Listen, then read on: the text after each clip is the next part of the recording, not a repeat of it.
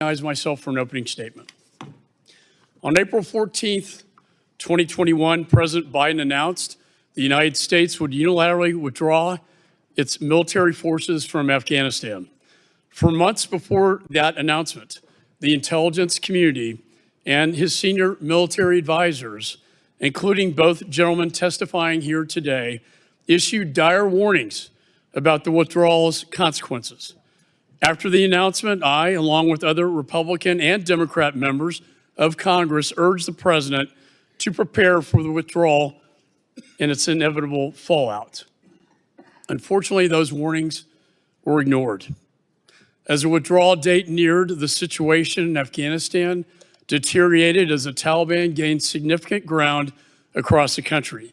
Yet the Biden administration's failure to plan for their withdrawal threatened the safety and security of U.S. personnel in the country. As a result, in July of 2021, 23 State Department employees in Kabul sent a dissent cable channel to Secretary Blinken warning of their grave concerns for Afghanistan's stability and for their own safety. Yet nothing was done. Instead, our investigation uncovered the White House refused to listen to warnings about the situation on the ground. Disturbingly, we have uncovered that State Department leadership prohibited its employees from even uttering the word NEO, shorthand for emergency evacuation, until as late as August of 2021. Too little, too late. Additionally, this committee learned that the State Department did not even request an emergency evacuation until after Kabul was surrounded by the Taliban. As a result, the airport was not secured until August 17th, 2 days after Kabul fell. As the saying goes, if you fail to plan, you plan to fail. And fail they did. The next 2 weeks created international outrage and humiliation for the United States. People all over the world watched as babies were flung over barbed wire fence by mothers without hope. Desperate Afghans fell to their deaths from airplanes, and hordes of people surrounded the airport as they tried to flee for their lives. The damage to our reputation and our credibility, the United States credibility around the world, that damage will last for generations. Our service members were forced to watch as American citizens and Afghan allies were beaten and murdered outside the gates of the airport. These brave Americans were told to stand by as terrorists brutalized innocent civilians. And then on the morning of August 26, we watched in horror as reports of a terrorist attack at Abbey Gate flooded the news. 13 U.S. service members were murdered, with dozens more injured. 170 Afghans were killed, with countless injured as well. Some of the Abbey Gate Gold Star families members are here today, and we honor you. We honor your sacrifice here today. To the families here today and to the American people, I say, I will not rest until I get to the bottom of this tragedy. You deserve answers. The American people deserve answers, and I intend to deliver. When the last U.S. military plane left on August 30th, 2021, more than 1,000 American citizens remained trapped in Afghanistan, as were tens of thousands of Afghan allies who risked their lives serving beside our troops and diplomats. Many, if not most, of those allies are still trapped, constantly in fear for their lives. I want to thank both of our witnesses for being here today. Despite current DoD officials actively trying to limit your testimony, you have agreed to appear here voluntarily. And I'm grateful to you, both of you, sirs, for your service to our country and your service to this investigation. I also want to thank the Abbey Gold Star families for joining us here today. And while the President has never publicly stated the names of your children, I will here today. Their names are Darren Hoover, Johanny Rosario, Nicole G., Hunter Lopez, Dagan Page, Humberto Sanchez, David Espinoza, Jared Schmitz, Riley McCollum, Dylan Marola, Kareem Nakui, Maxton Soviak, and Ryan Noss. Those are the names of the fallen. May God bless them. They will not be forgotten. And with that, the chair now recognizes the ranking member. Thank you, Mr. Chairman. And let me start by thanking former Chairman of the Chief of Staffs, General Mark A. Milley, and former Commander of the United States Central Command, General Kenneth F. McKenzie, Jr., for testifying before this committee today and sharing, as you did before, the House Armed Services Committee in 2021, key military and policy insights on the United States withdrawal from Afghanistan. I also want to thank you both for the years of sacrifice and service to our great country, and recognize the hundreds of thousands of American service members, diplomats, and development professionals that work to support the United States efforts in Afghanistan over the course of our presence in the country. I want to also recognize the 2,461 American military personnel who gave their life in Afghanistan for our country. And of course, that includes who my heart bleeds for, the 13 brave Americans who were killed in an ISIS terrorist attack while facilitating the evacuation of 124,000 people over the course of 17 days in August of 2021. And as I've previously said, President Biden's efforts to end the 20-year war in Afghanistan and bring our troops home was the right one. And while that decision was in our country's best interest, a number of contributing factors complicated the withdrawal, namely President Ghani fleeing Afghanistan on August 15, 2021, and the resulting collapse of the Afghan government. As we heard in our hearing just last month from former Special Representative for Afghanistan Reconciliation, Zalmi Khalilzad, former President Donald Trump's Doha deal empowered the Taliban at the expense of the Afghan government. The Trump administration's commitment to facilitate the release of Taliban prisoners in the Afghan government, that they were there in their custody, and initiated significant unilateral U.S. troop drawdowns, placed the Taliban in the strongest position since the United States first arrived in Afghanistan 20 years earlier. Continued troop drawdowns, despite the Taliban not fully complying with terms of the Doha Agreement, undercut the United States' leverage with the Taliban. During the transition between the Trump and Biden administrations, it also became clear that the Trump administration lacked a comprehensive plan for withdrawing from Afghanistan, despite the May 1st deadline fast approaching. Upon taking office, President Biden conducted a thorough interagency review and determined he had two options. The president could either continue the withdrawal started by his predecessor or break the agreement and return us to an active war with the Taliban, a decision that would necessitate a significant surge of troops for an undefined time. The Taliban made clear that backing out of the Doha Agreement would result in the resumption of hostilities, which would place our service members once more in their crosshairs. Let me be clear. This is not my opinion on the timeline and facts. This is the picture painted by the Afghanistan After Action Report conducted by the State Department, which DOD has corroborated throughout its own internal reviews of the withdrawal.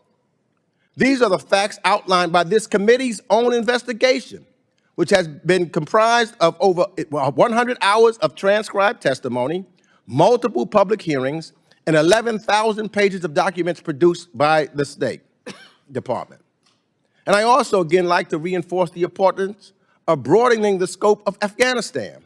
Proper oversight of Afghanistan requires an honest look back, not just at a few months, but at the entire 20 years of war over 4 administrations.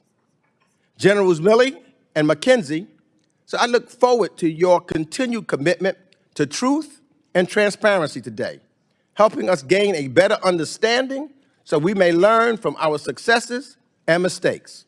And I want to commend the efforts of all who contributed to the successful evacuation and airlift of 124,000 people from Afghanistan.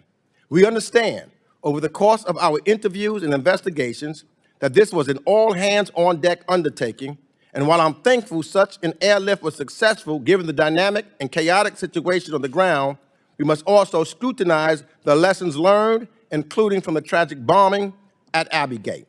So I look forward to hearing how the Defense Department, similar to the states Afghanistan's AAR, has taken efforts to assess and learn from our withdrawal so that we do not repeat those mistakes in the future. Let me close just by saying I would like also to make special mention of our previously bipartisan commitment to ensuring special immigrant visas for the Afghan allies who've worked with U.S. service members and diplomats throughout our mission in Afghanistan.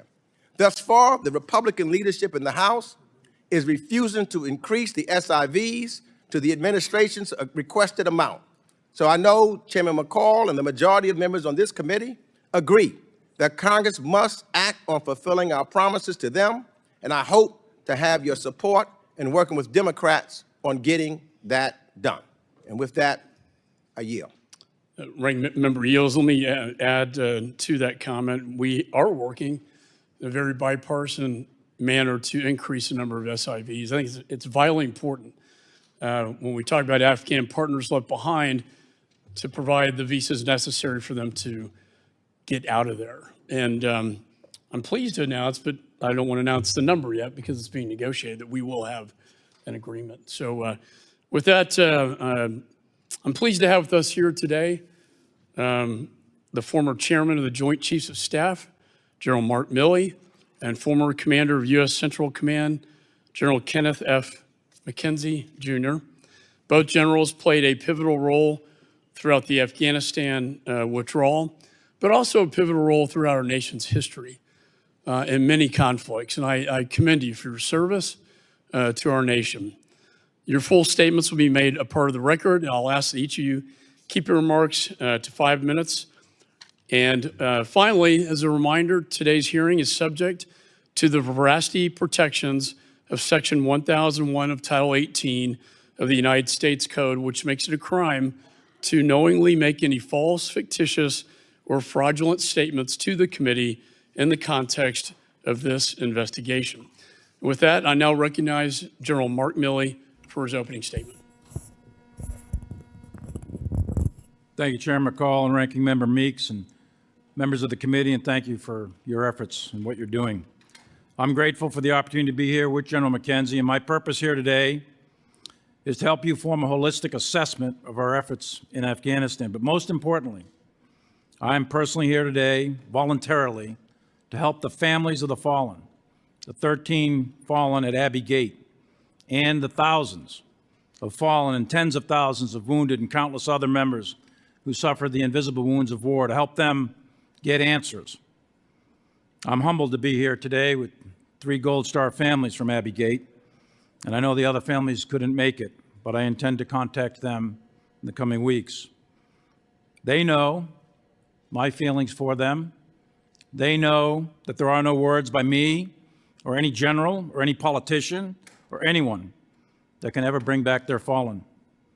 But all of us can, and all of us must, honor their sacrifice to protect our country and to be forever grateful that they answered the call to the colors.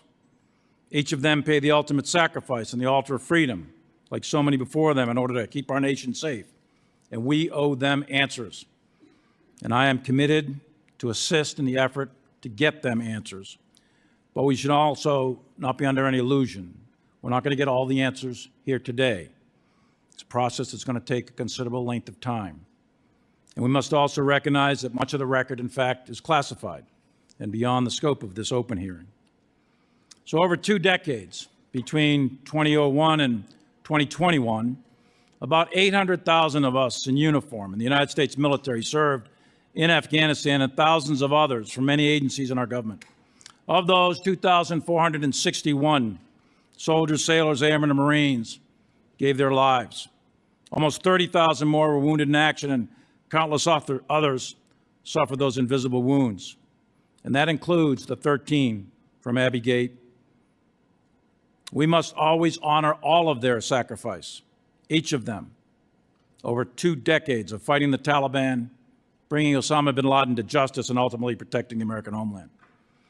We lost over 200 U.S. and international troops and many more wounded in action in units that were under my direct command in several tours and multiple years of combat in both Iraq and Afghanistan. And every commander who's ever served in combat knows that we personally issued the orders that gave the task, the purpose, the place, and the time of that soldier's death or wounds.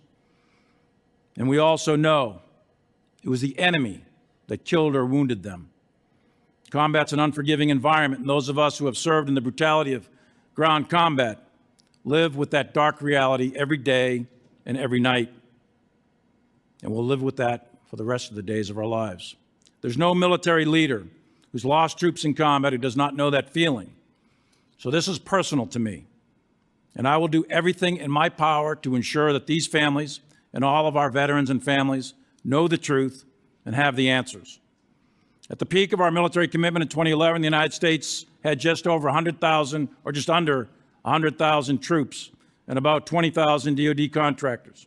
That same year, the United States began to steadily draw down troops, close bases, and retrograde equipment. Nothing we're going to discuss today happened overnight. It was a process of withdrawal that spanned a decade. The outcome in Afghanistan was the cumulative effect of many decisions over many years of war. And like any complex phenomena, there's no single causal factor that determined the outcome, but multiple factors in combination. In the fall of 2020, as I previously testified publicly, my analysis, my personal analysis, was that an accelerated withdrawal would likely lead to the general collapse of the Afghan security forces and the Afghan government, resulting in a large-scale civil war reminiscent of the 1990s or a complete Taliban takeover. In November 2020, DoD received orders from the White House to reduce troop levels to 2,500 by January 15, 21. When the current administration took office in January 21, there were, roughly speaking, 2,500 U.S. troops on the ground, with about 22,000 NATO troops and contractors. Beginning in February 21, the National Security Council conducted a 10-week interagency review of the Doha Agreement, and various options were presented and debated.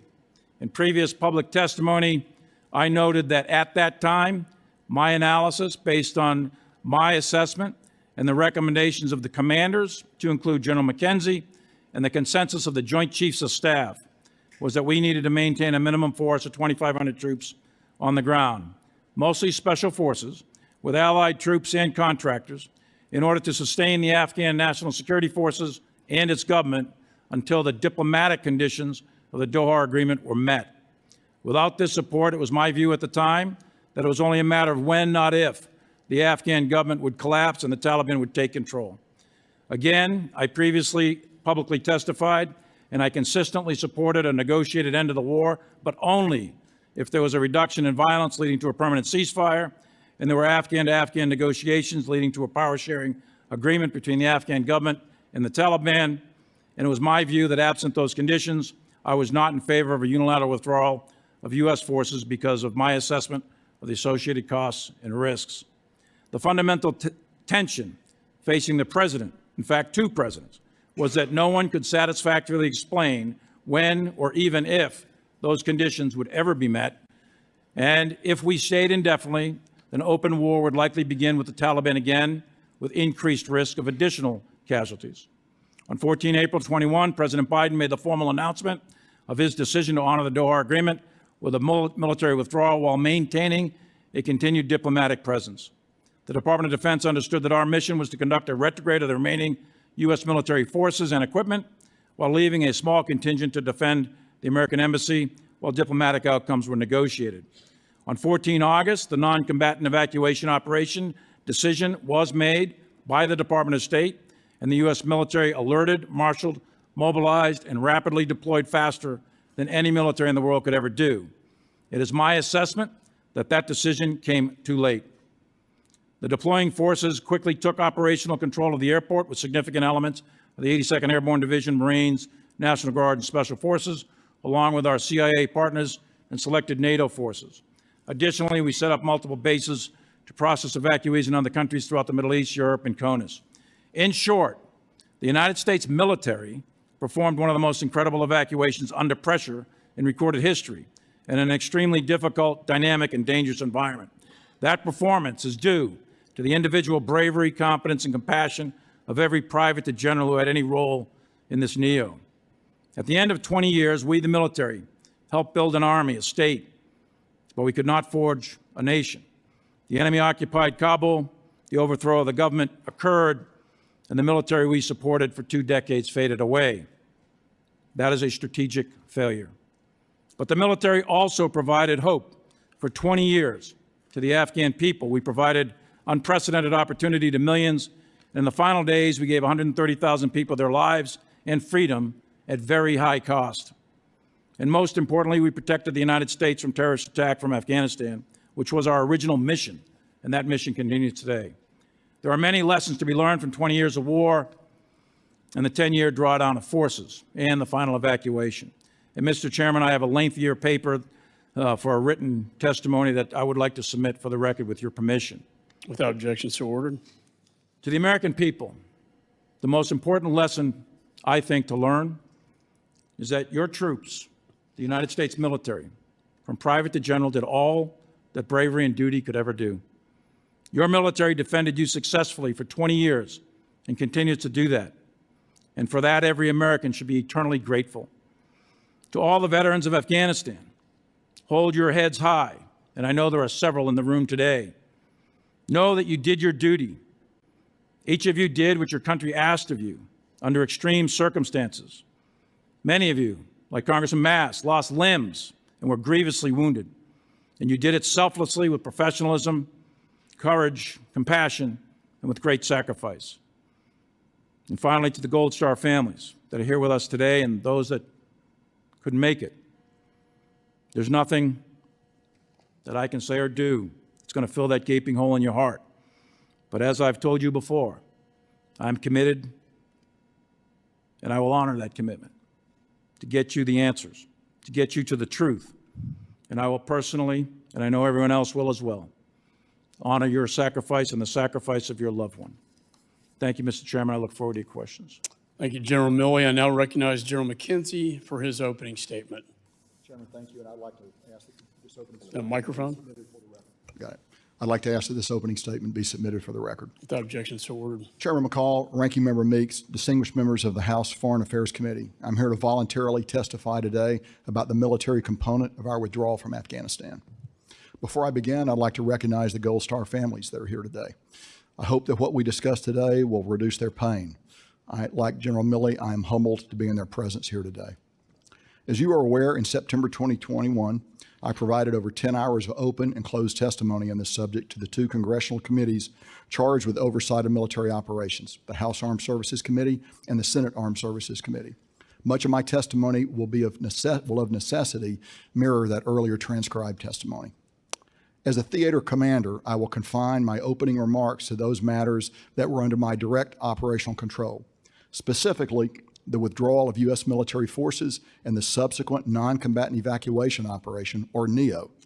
These were two distinct and separate operations.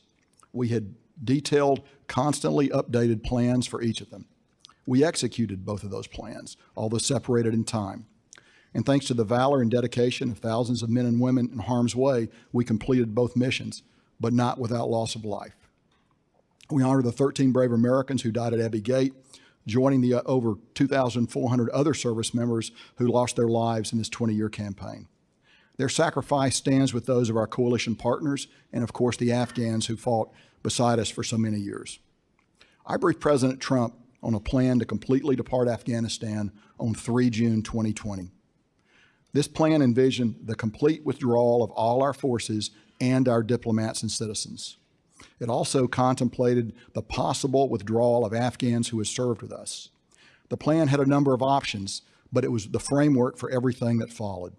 Ultimately, President Trump selected a branch of the plan that maintained 2,500 U.S. military personnel in Afghanistan by Inauguration Day in January 2021. We had branches to that plan to complete a withdrawal by May of 2021 had we been so ordered. On 11 April 2021, I received orders from President Biden through the Secretary of Defense to execute a full military withdrawal by 11 September 2021, a date which was subsequently modified to the end of August. This decision did not include the withdrawal of our embassy, our citizens, and at-risk Afghans. It's important to understand that we had a complete plan to execute that task as well, but were not ordered to do so. The President's decision was to maintain an embassy, to not require our citizens to leave, and of course, to not expedite the extraction of at-risk Afghans. This was not a military decision. We substantially accomplished the military withdrawal by 12 July 2021, when I relieved General Scott Miller as the commander of U.S. forces in Afghanistan.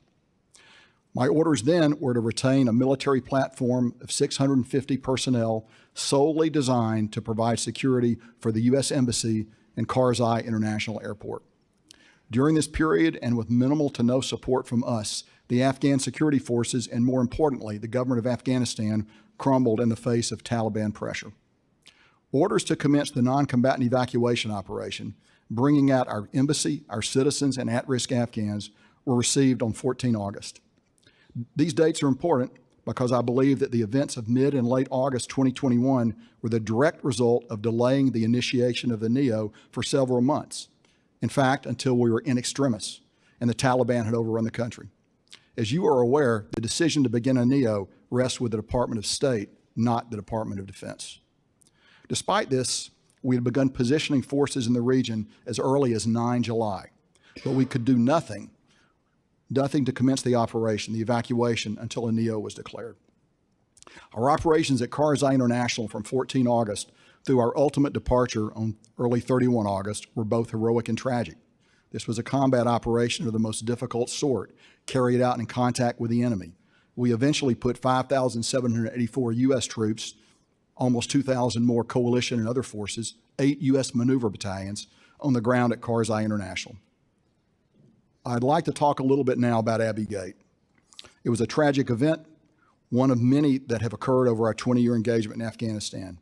It remains my opinion that if there is culpability in this attack, it lies in policy decisions that created the environment of August 2021 in Kabul. Culpability and responsibility do not lie with the troops on the ground, who perform magnificently. It does not lie with the platoon, company, or battalion commanders, or the flag officers who oversaw operations on the ground in Kabul. The simple fact is this: on the battlefield, even with good planning, tremendous execution by brave people on the ground, the enemy sometimes has success. To ignore this fact is to ignore the fundamental reality of the battlefield. If there's fault, it lies in a policy decision that placed the joint force in this situation and exposed the force over time to the possibility of these kinds of attacks. We did not rely on the Taliban for our security. We used them as one tool among many to beef up our defensive posture. We avoided a number of potential Abbey Gate attacks, and I'm proud of the commanders and troops who prevented them. This is small comfort to those who lost loved ones, and I realize this. Nonetheless, what's remarkable about Kabul is not that the tragedy of Abbey Gate happened, but that many other attacks did not happen. I'll end my statement with this observation. I was the overall commander, and I alone bear full military responsibility for what happened at Abbey Gate. Thank you, Chairman. I'm ready for questions. Thank you, General McKenzie. I now recognize myself for questions. We have Sergeant Tyler Vargas Andrews here today. I want to thank you, sir, for your service and your courage for testifying before this committee almost a year ago to the day. He was a sniper at Abbey Gate and testified to us that he had the suicide bomber in his sights. That was identified on the Be on the Lookout. He sent the sniper photos and other related documents to his commanding officer for permission to engage the suicide bomber. Yet that warning was ignored. He never heard back. I and the chairman of the Armed Services Committee, after that testimony, sent a letter to the Department of Defense requesting that these documents and sniper photos be delivered to the Congress, produced to the Congress by this document, this letter request. To date, that has been ignored. The Department of Defense has refused. We've also requested the testimonies of General Chris Donahue and Admiral Peter Vasley, who were the commanding officers on the ground during the Abbey Gate disaster.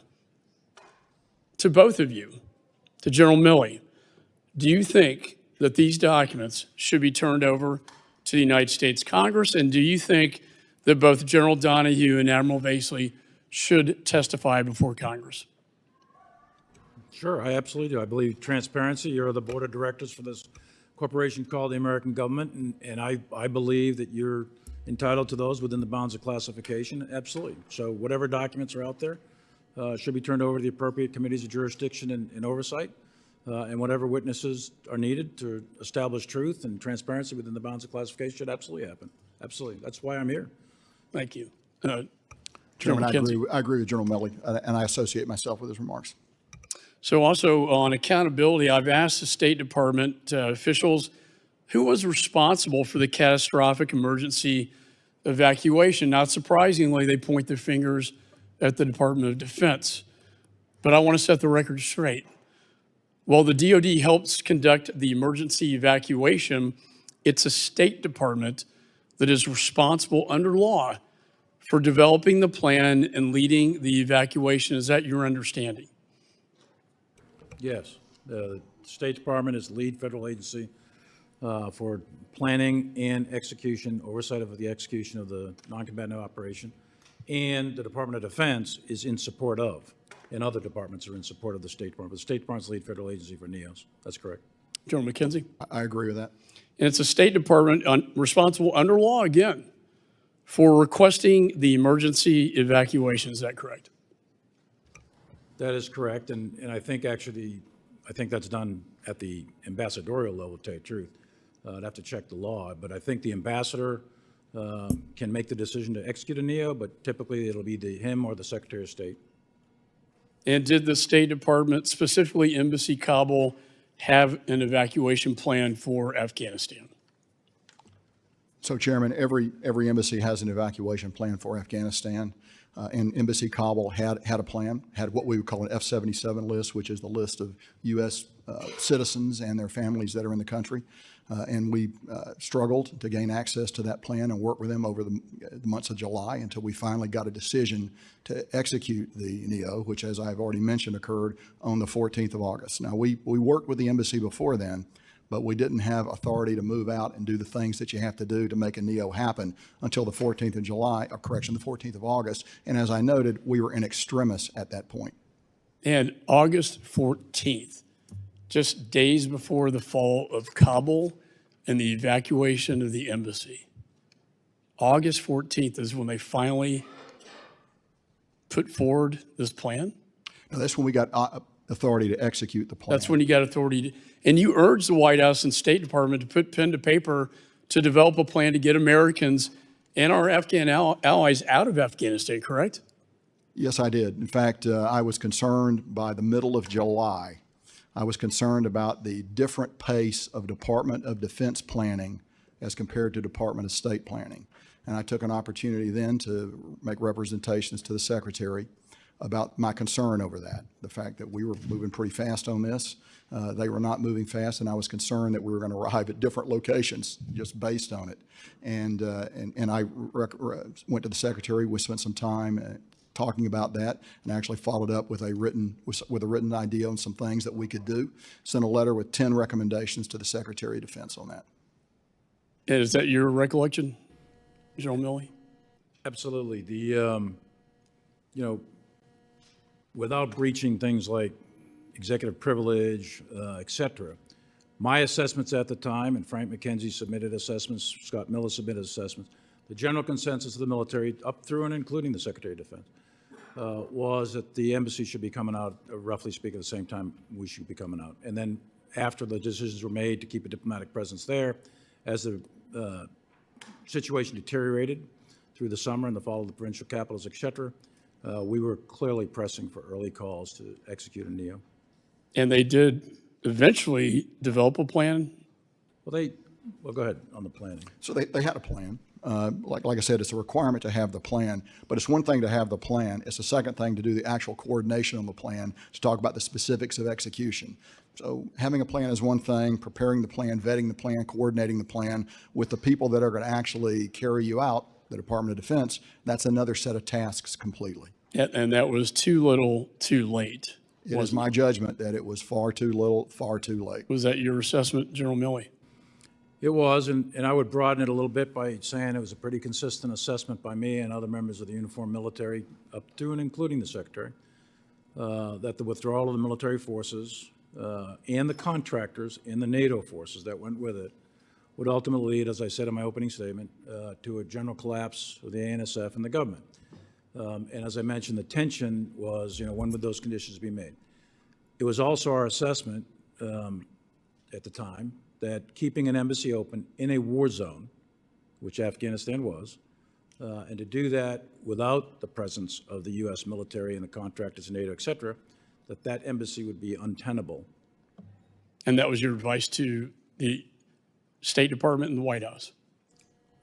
Well, as you know, because of the requirements of executive privilege, et cetera, I can tell you what my assessments were at the time, and those were my thoughts at the time. Do you And believe I'm a that pretty their candid person. failure to plan timely created the chaos at HKIA Airport? I think the call to execute the NEO came too late, and as General McKenzie mentioned, it was officially logged in on the 14th. At that point in time, the Afghan government senior leadership was preparing to depart, and they departed the next day on the 15th. The thousands of Afghan civilians were gathering at the airport. The Afghan security forces were collapsing in the various provincial capitals, and although there were some still in and around Kabul. So the general situation at that point, with 750 U.S. soldiers in and around the embassy, the Turkish troops were required, along with some ANSF, to protect HKIA. They melted away. So you had a situation with the U.S. Embassy and 750 troops when that NEO was called. And now we had leaned forward. So I think it's the 9th, 10th, or 11th time frame. We had already put forces on alert, et cetera. But in essence, we alerted, Marshal deployed 82nd Airborne Division, Division Ready Brigade, and the MU out of Saudi that was underneath General McKenzie's control. They rapidly deployed along with special forces to take control of that airport. It took two to 3 days. That's where those videos come from. But they eventually wrested control of that airport. And General McKenzie, you agree with that assessment? I do. That reflects the opinion I had at the time and the opinion I had now. Yeah, I believe that accountability ensures mistakes of the past are not repeated. But from where I sit, the President and this administration refuse to acknowledge their failures. There's an inscription at the National Archives down the street that reads, "What is past is prologue." And I launched this investigation to make sure that the mistakes made in Afghanistan never, ever happen again. With that, I recognize the ranking member. Thank you, Mr. Chairman. Let me start by saying thank you. You are you're here voluntarily, is that correct? Correct. That is correct, sir. Although you did receive the threat of a subpoena at one point. Is that also correct? Received, A threat of being subpoenaed to come today. Chairman McCall mentioned that he wanted us to appear and that there are compulsory measures, which I took to mean subpoena, sure. But look at, that wasn't necessary from the beginning. I know you came voluntarily, but I just want to get the point out that there was something in regards to, a subpoena to come, correct? I was not subpoenaed. I said the threat of a subpoena to come. Or something compulsory. Answer it like this. Before I retired, I testified several times as well as General McKenzie in open and classified hearings on Afghanistan. Prior to retirement, Chairman McCall asked me, would you be willing to discuss with the committee? I said, absolutely, yes. No threat of subpoena, no compulsory, nothing. I said, yes. I saw Chairman McCall again after retirement, and he reminded me of that conversation. I said, sure, absolutely.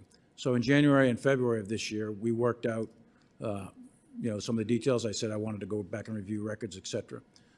And then it was originally supposed to be a closed, classified hearing because I still think we're going to do one of those after this. And I thought that was important to be a classified hearing because a lot of information is still classified. And then there was this discussion of a public hearing.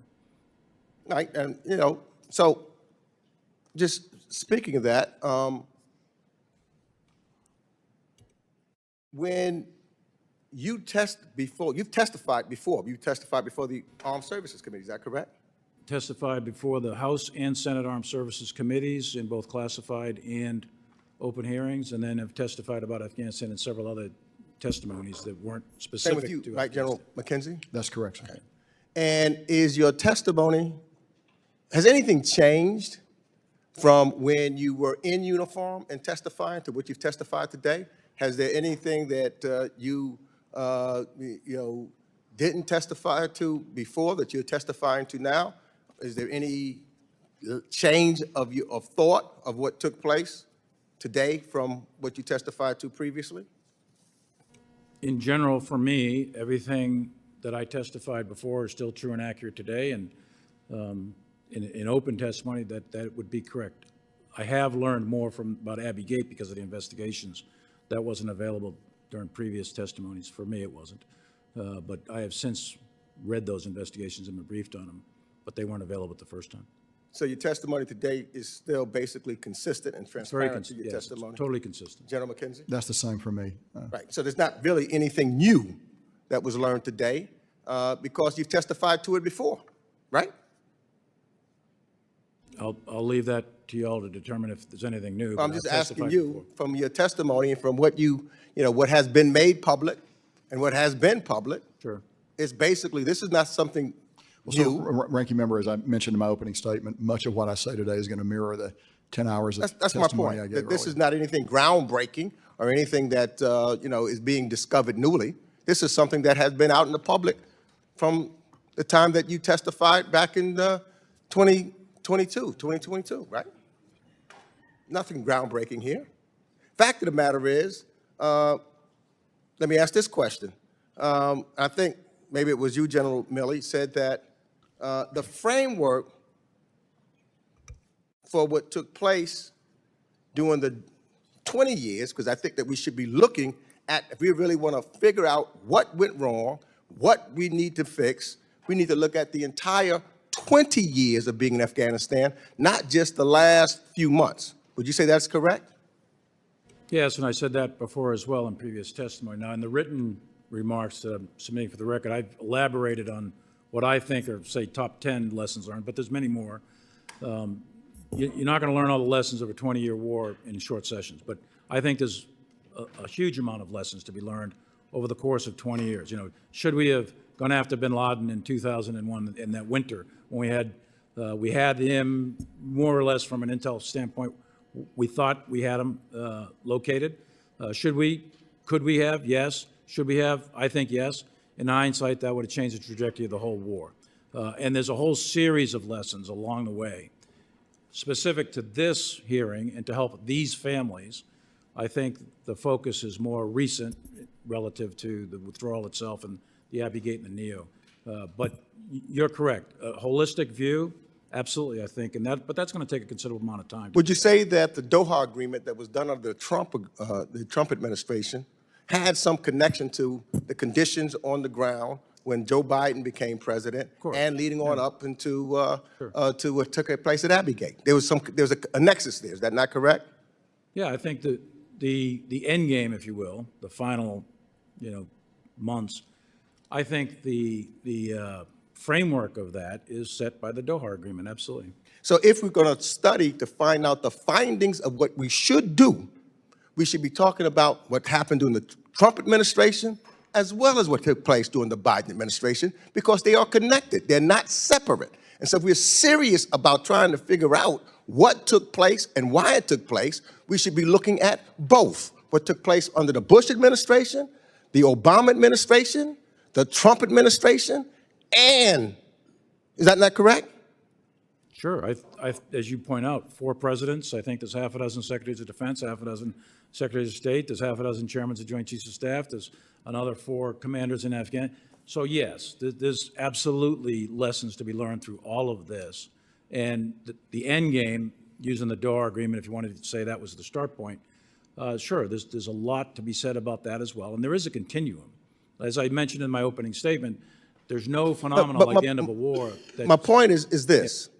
If we're taking a serious look at this, Sure. you can't just take a peek at one little segment of it and say this is the reason everything happened without looking at what preceded it, because you'd have to look at it in its entirety. Isn't that correct? If you're serious about trying to figure out how we're going to make sure the mistakes that may have made and the things that we did right, you can only do that in a serious investigation if you take all of it and you look at all of it and you examine all of it, not just piecemealing that. Would you agree with that? Of course. I mean, I said that in the opening statement. I said in previous testimony that a holistic look at the whole war in order to really determine outcomes, et cetera. And anything as complex as a war is not the result of a single causal factor. There's multiple factors and multiple decisions. So yes, in general, I agree. But I'm here for these families to try to get them answers and to try to get answers on the immediate issues that are at hand. So I know the chairman went, so I just want to do the same amount of time that he had. I don't want to get cut off there. So let me ask this. With the conclusion of the Doha deal, the Taliban stopped attacking U.S. forces inside Afghanistan. Is that correct?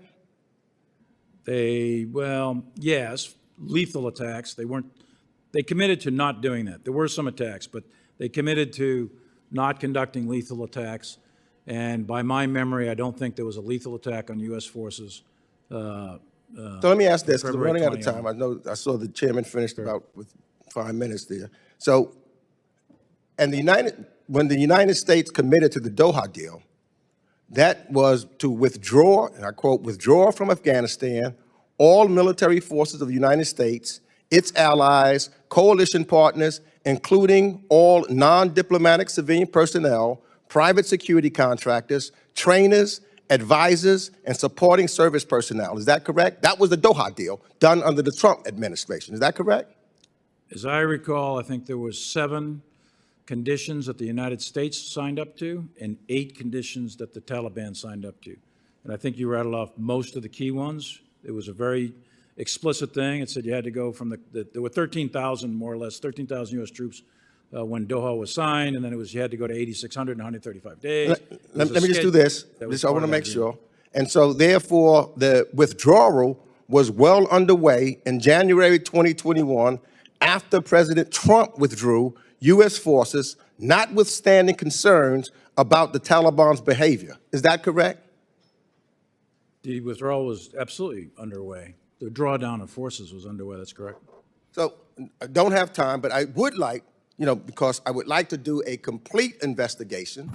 That is what I think that our committee has the responsibility, so that we can really be transparent with the American people on everything that took place in the 20 years in Afghanistan. Not just one piece, but everything, if we are serious and not playing politics with this issue. Gentleman's time has expired. I will say the Afghanistan Commission has been commissioned to look at the last 20 years. The purpose of this investigation is to examine the evacuation. I will hold the members accountable at 5 minutes under the rules discipline so that we can get to every member on this committee who deserves to be heard. And we thank you for showing up. And with that, I recognize Mr. Smith. Thank you, Mr. Chairman. Thank you for calling this important hearing. Thank you to the two generals for your distinguished service to our country. Thank you so very much for that. You know, General Milley, you mentioned how you had suggested a minimum of 2,500 troops to remain. Who rejected your advice? Was it the president? Did you ever get a written or oral feedback as to why they rejected that advice? Well, again, I can't say, you know, the president said this, the president said that. That's beyond the scope of the law, actually, with executive privilege. But it's obvious that the president made the decision, and the president made an announcement on the 14th. And our recommendation was, as I mentioned, or our thoughts at the time was, as I mentioned. And every president has a right to make those decisions. He's looking at things from a much wider angle than a military angle. Our military assessment was keep 2,500, and with them, it's not just 2,500, it's 2,500 plus the NATO plus the contractors. Right. And the contractors are key here. And then that, we thought, our assessment was, that would keep the Afghan government, the military, stable until such time as a diplomatic outcome could occur in accordance with the conditions set in the Doha Agreement. In retrospect, would that have made the difference? I mean, we'll never know, I guess, because it didn't happen. So I do think, though, that I believe that the Afghan government, the Afghan security forces would not have collapsed in August of 21 had we maintained that posture. Those were high-end special forces capable of defending themselves and conducting operations as they had been for a while. And I think my assessment, probably moderate to significant risk on U.S. forces, but is that worth that risk? Again, the Doha Agreement had conditions, but here was the problem. For two presidents, nobody that I recall, nobody, zero, could coherently argue how it would end or how those conditions, the diplomatic conditions, were going to be obtained. Not a military problem, but how are those diplomatic conditions going to be obtained? Let me just ask you, I asked Secretary of State Blinken on September of 2021 about the infamous phone call with Ghani, and Reuters did get a copy of that phone call, about the transcript and apparently an actual verbatim. They listened to it. And in it, he said that there's a need, whether it's true or not, this is our President of the United States saying this, whether it's true or not, there's a need to project a different picture about the Taliban's capabilities. General McKenzie, you talked about how there was no plan to get U.S. citizens out. And then there seemed to be a bewilderment on the part of the administration why Americans weren't flocking to leave. They didn't have many ways of doing it anyway. And I'm just wondering what you thought of that phone call. I mean, I asked Blinken, he said, you know, I don't talk about something that's been leaked. Well, is it true? Did he say that? You know, lying like that to me, when you give the false impression to a whole group of Americans who never then got out, that's very, very serious. Secondly, just let me ask, because I will run out of time, how many Americans were left behind? And again, I thank you that you did everything you could to make this policy work, but you were given a policy that was egregiously flawed. But how many Americans were left behind? How many of our allies? And what has happened to them? Have they been beaten, killed, tortured? And secondly, about all the weapons that were left behind, there are reports that some of it has found its way to Hamas. I don't know if that's true. I know you did everything you could on the way out to destroy them, but many were intact and left in the hands of the Taliban. I can't speak to the phone call. I don't have any personal knowledge of that. Number of Americans. This was always an issue. The number of Americans, as General McKenzie said, an F-77 report is supposed to, every ambassador in every country of the world keeps an F-77 report, and they're supposed to track the Americans, where they're at, the phone numbers, address, et cetera, in the country. That was always a difficult number for us in the Department of Defense to get a hold of, and I think it's true at the tactical level and operational level as well. And I'll be candid, I don't know the exact number of Americans that were left behind because the starting number was never clear. Same is true of at-risk Afghans, SIVs, the commandos, other Afghans that serve with us. Those numbers varied so widely that they were quite inaccurate, as best I could tell at the time. I would just say, I'm not sure, even today, about the accuracy of all those numbers. Are they in jail, dead, some of them? I think some were killed, Afghans. I don't know about the Americans. I don't think the Americans were, but I think some of the Afghans were tracked down that worked with us, and I think some of them were killed, and I'm pretty certain some of them in pretty brutal ways. Some were managed to escape through various means. Others have just laid low and keeping their heads down. Gentleman's time's expired. Chair recognizes Mr. Sherman. Thank you. Mr. Chairman, I wish we were having a hearing with these excellent witnesses on what's on people's minds, which is what's going on in Gaza, where we could discuss the incredible difficulties of urban warfare and how the top expert on urban warfare at West Point has said that Israel has done at least as good a job as any other military in minimizing civilian casualties, given the incredible difficulties of urban warfare. Instead, we have what appears a highly politicized hearing trying to blame Biden. And this hearing began with the title, Biden's Strategic Failure. It's my understanding that our witnesses refused to testify with that title. In any case, they should have. We've now retitled the hearing, but we haven't repurposed it. It continues to be politicized. But a highly partisan hearing shouldn't be held if you're in the party that made most of the mistakes.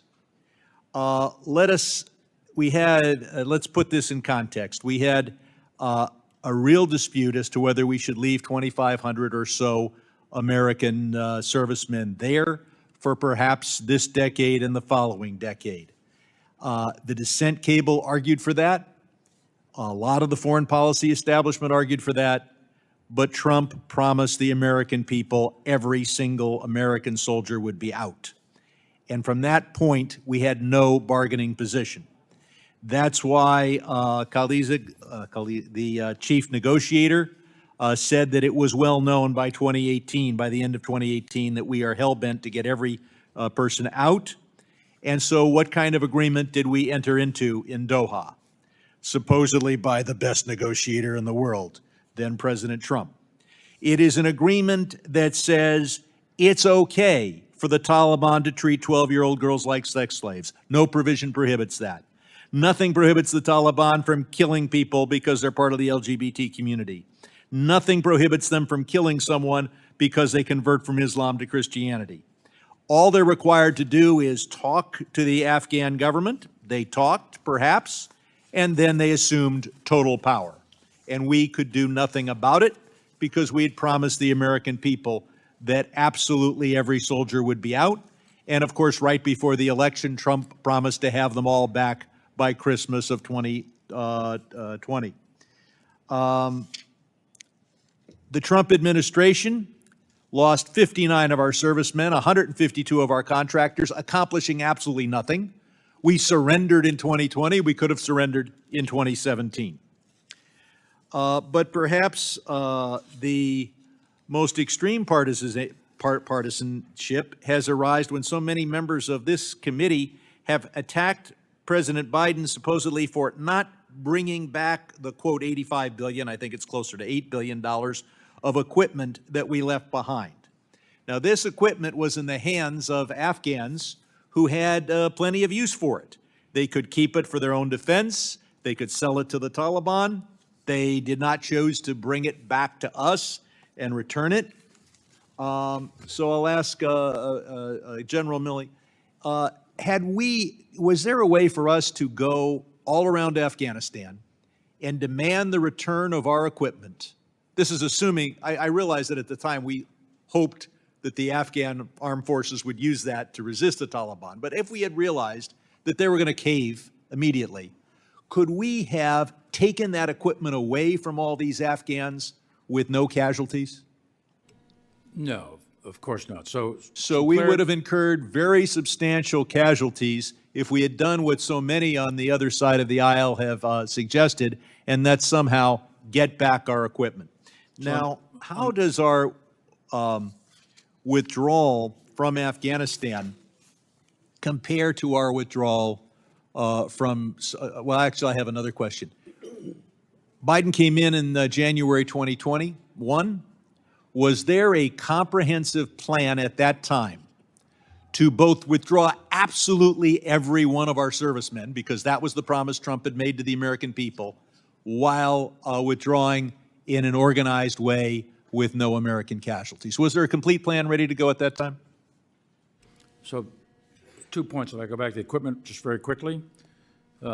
As I recall, and I think it's laid out in the Seagar's report, the special IG for Afghanistan, it's about 80 some odd billion dollars worth of military aid total. That's everything from food and building barracks and uniforms and boots to include equipment over 20 years. Right. And then he cites, I think it's 7.2 billion of military equipment, U.S. manufactured military equipment that is with the Afghan security forces. That's Afghan-owned equipment, not American equipment. Every piece of American equipment that the American military owned came out with us with Scott Miller, or he destroyed it on site. And that's a fact.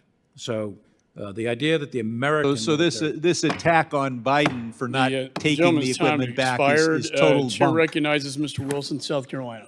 Thank you, Mr. Chairman, and I ask for unanimous consent to submit 2 reports from the George W. Bush Institute of February 2024, the Captured State on Human Cost and on Corruption. Objection so ordered. Thank you, Mr. Chairman. And indeed, generals, we appreciate your service, and but we just have to learn from what's occurred, the appeasement in Afghanistan. The Biden decision to appease is the worst foreign policy national security decision, I believe, in the history of the United States. It led directly to the encouragement of dictators who are ruling by gun to invade the democracies of rule of law. We saw that on February 22, 2022, when war criminal Putin invaded Ukraine. We saw that on October 7, 2023, when the regime in Tehran, through their puppets of Hamas, invaded Israel. We see it today as the world's largest military buildup is being conducted by the Chinese Communist Party to threaten Taiwan. The global war on terrorism continues, and indeed with open borders, the American families have never been at greater risk of attack. And I especially appreciate the military families who are here today. As a 31-year veteran of the 218th Infantry Brigade, I visited 4 times with our personnel, with the Adjutant General Bob Livingston, our troops serving in Afghanistan, and I saw them serve with their Afghan brothers, just as you did.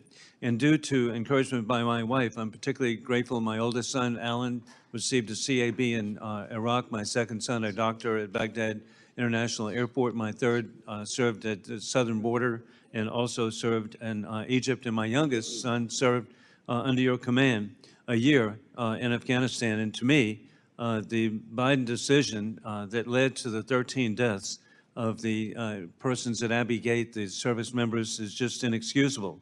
And I actually felt assured, generals, knowing that your competence and capability, particularly a Citadel graduate, but I am very concerned that you were blamed on August the 26th, 2021 by Mr. Biden. He specifically said that the 13 murdered, the withdrawal of forces was a decision as determined by the military, and he said he had letters that indicated that you had said that there should be an immediate appeasement. I sent a letter that day to the president asking for copies of the letters, and every couple of months I'll send another request. It has not been provided. And so there are no letters. And it's the responsibility of the President of the United States, his decision that resulted in what occurred, putting American families at risk.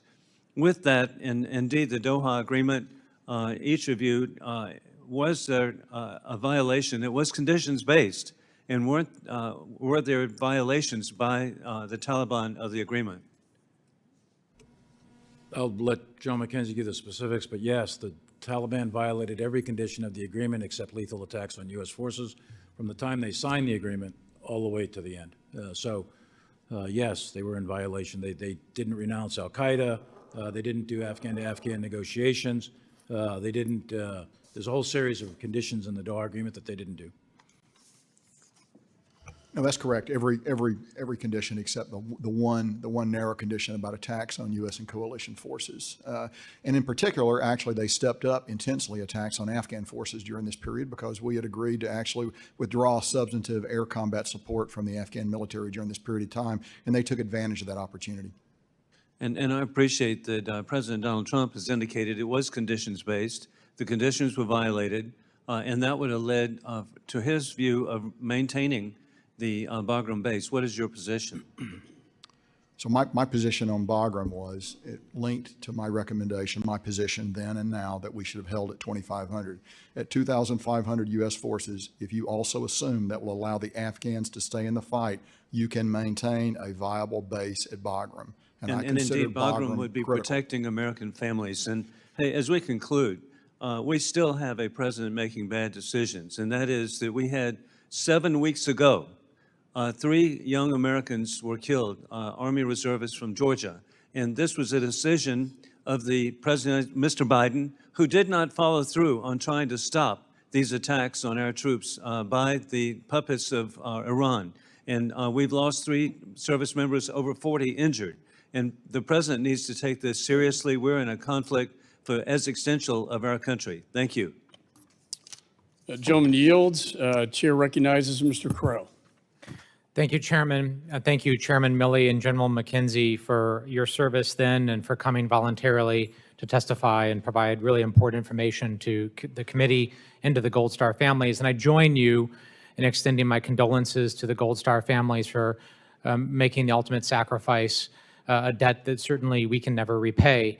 But we are trying the best to get answers for you. And I also want to extend my condolences to the over 2,400 other Gold Star families who weren't able to join us here today, whose families also made the ultimate sacrifice over the 20 years of this war.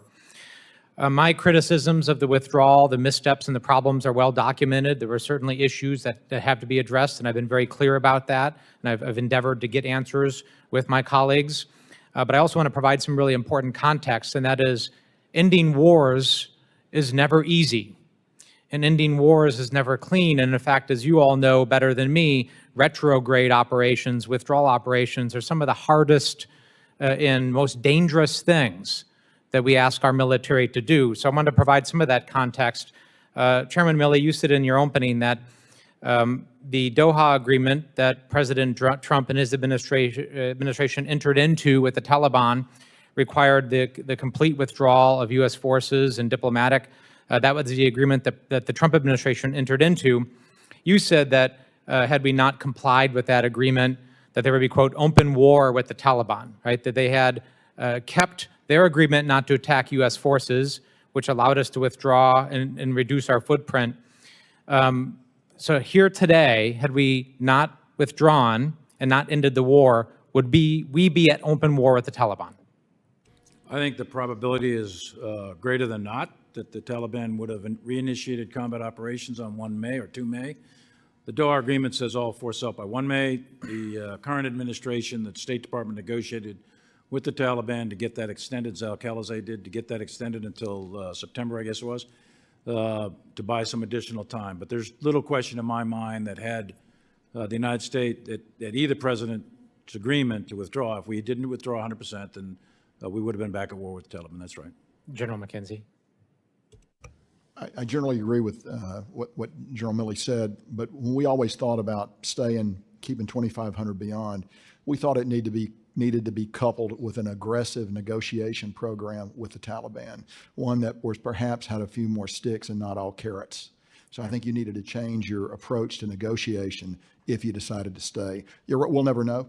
You'll never know. I think I agree with General Milley. It's very possible that we could have been fighting the Taliban, but that's just a counterfactual that we won't know the answer to. Okay, thank you.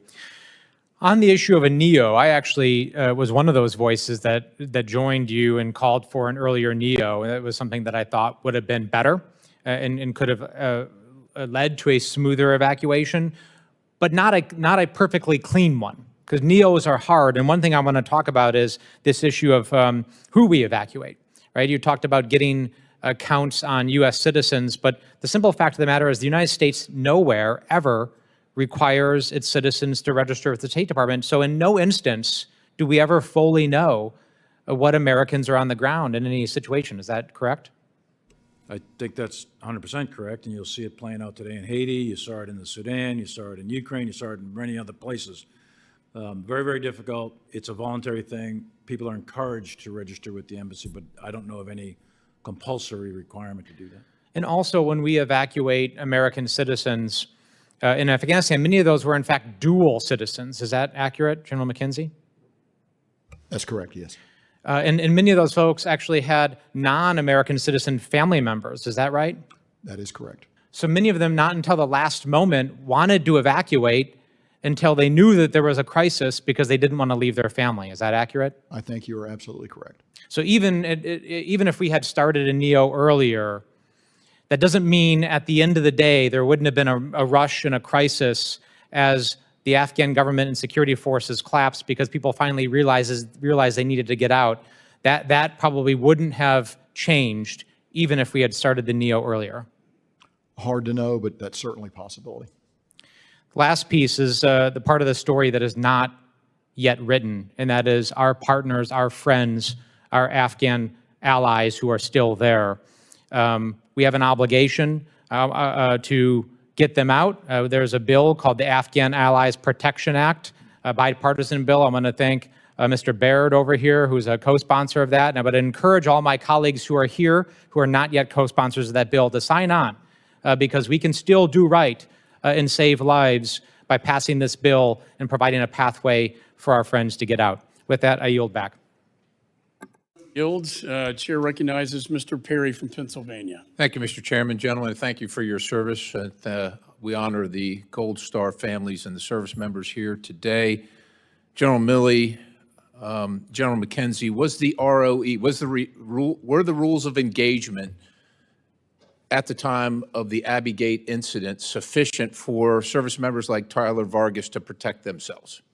So it's my judgment they were, and we went in with what we call the standard Chairman Joint Chiefs of Staff ROE with supplements for Afghanistan. There's three main components to it. First of all, the inherent right of self-defense.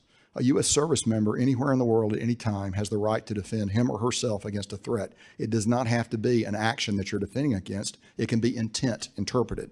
So we're operating under that threat, under that ROE. At the same time, we had extended what we call collective self-defense to our friends, partners, and allies that are there. So you could take actions to defend the Brits, you could take actions to defend your Afghan partners. The third component of that was we used what we call direct action authorities, which allowed you to strike people that were not in direct contact with you, particularly in relationship to Kabul if they posed a self-defense threat. So the last point I would say is we exercised self-defense with lethal effect 3 times during the defense of Kabul on 16, 20, and I believe 22 and 26 August. Okay, so sticking with the Abbey Gate incident, General McKenzie, you said there was no specific attacker intelligence or no specific intelligence existed, and that there was nobody on the bolo that fit that description. Does that remain true today? It does. So were you aware, after the Abbey Gate attack, were you aware that service members at the gate had requested the ability to service the target, so to speak? Were you aware of that? No, I would not be aware of that. And it's understandable that a combatant commander might not be aware of what service members right on the line are aware of. But post that circumstance, were you concerned about the intelligence you were getting regarding the action you were about to take on the would-be attackers and that network? Sure. So on or about the 26th, we were tracking 4 broad, very active, very concerning threat streams.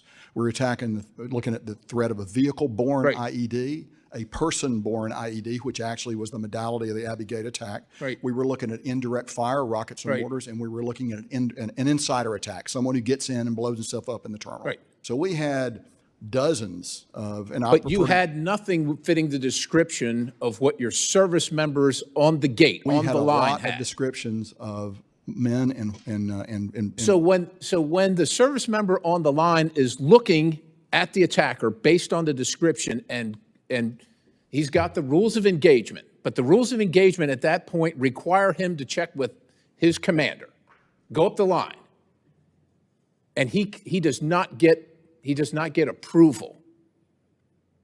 That's exceptionally concerning. I understand the fog of war. I get the circumstance you're in, but there's a man sitting here that's been blown up because he couldn't get the answer that he needed. So on Thursday, August 26th, the Abbey Gate attack happens.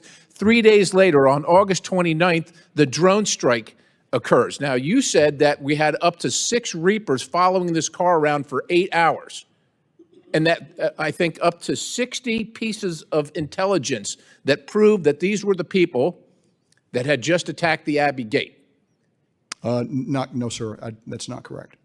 Well, that's what I've got here for open source reporting. Okay, maybe some of that's not correct, but regardless of the fact, on the 29th, the drone strike occurs, kills 10, 7 of them children. 5 days later, the Pentagon admits there was a mistake. 5 days later.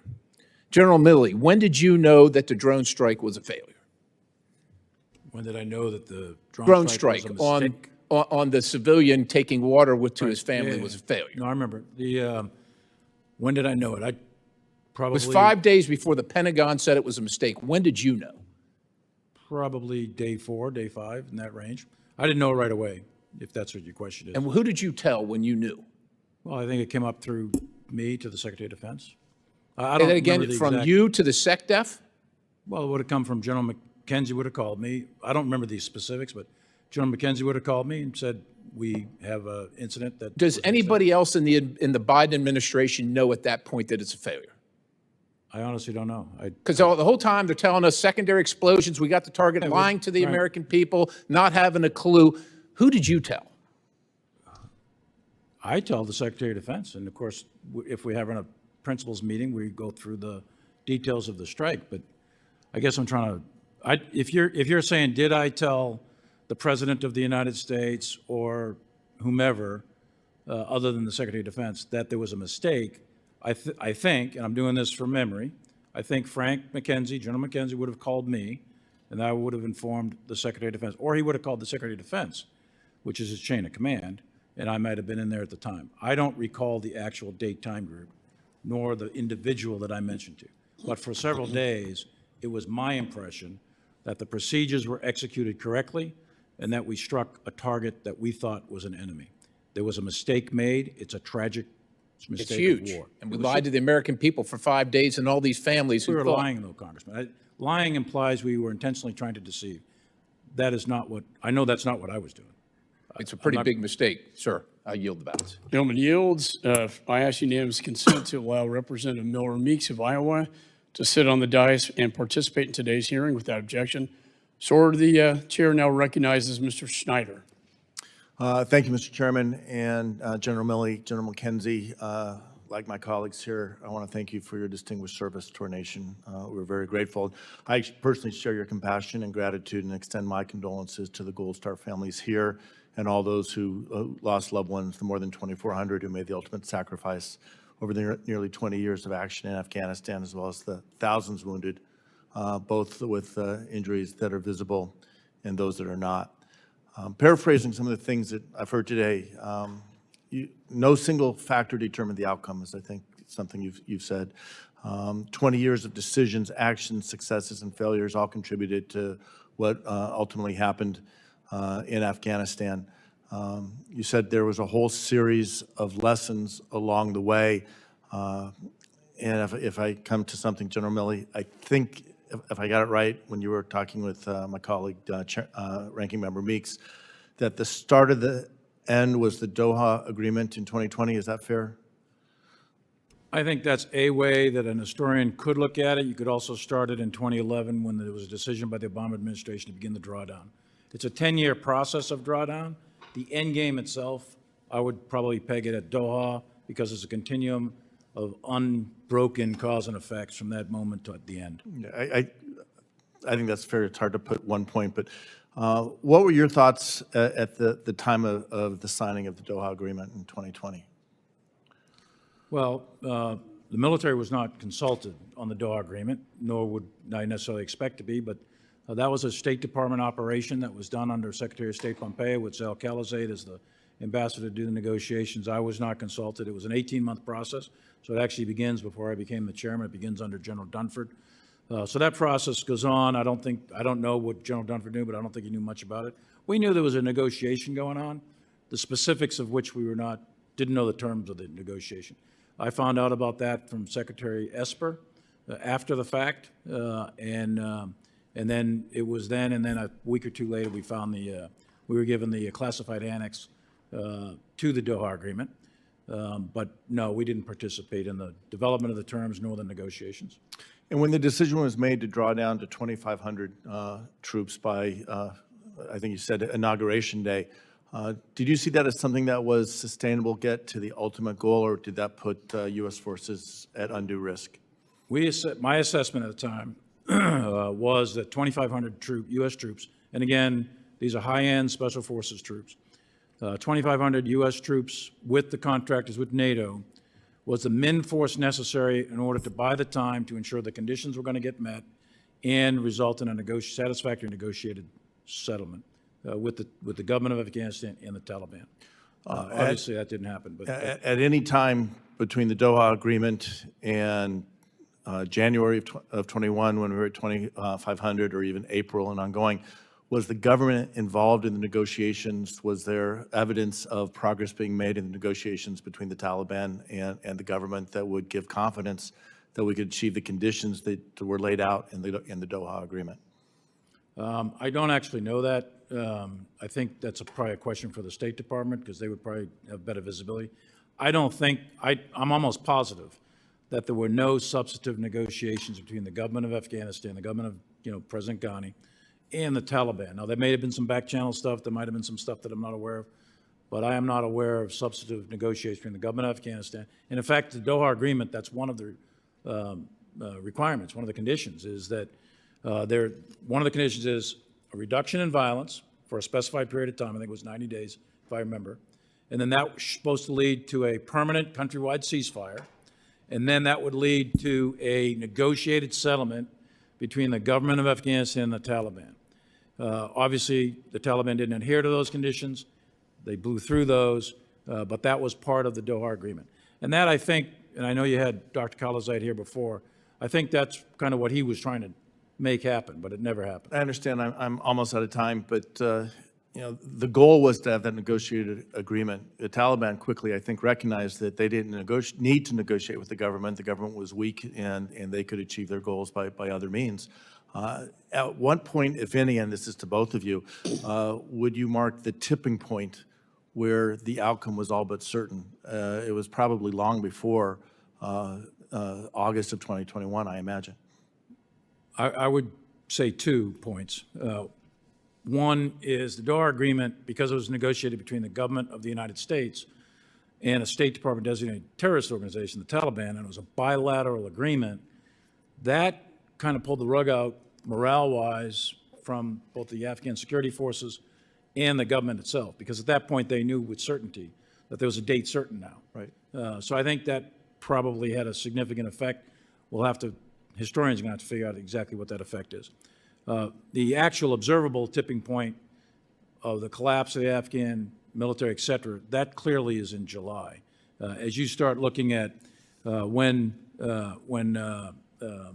provincial capitals start falling. The first provincial capital falls, I think it's 6 August, and then in the next 10 days, the rest of them start falling all the way to the capture of Kabul.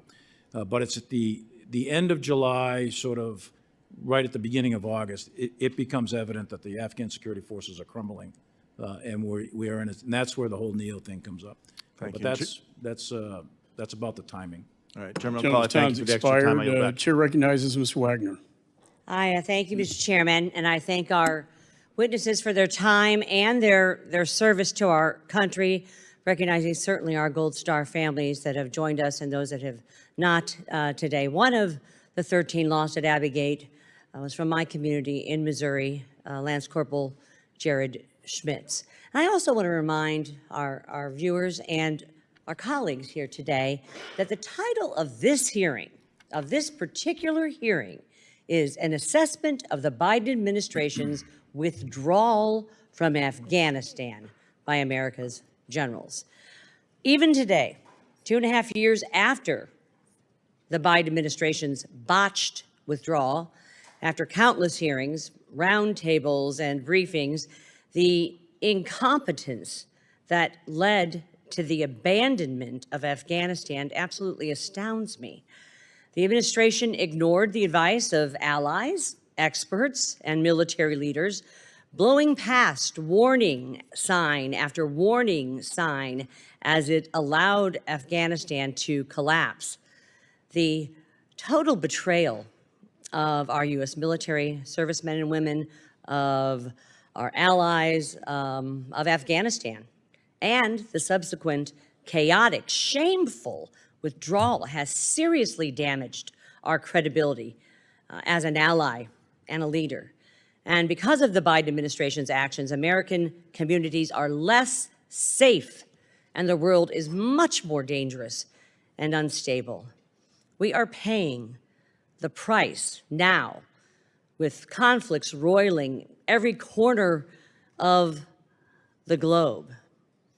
And yes, General Milley, those responsible must provide answers, as you've said over and over, but also they must be held to account.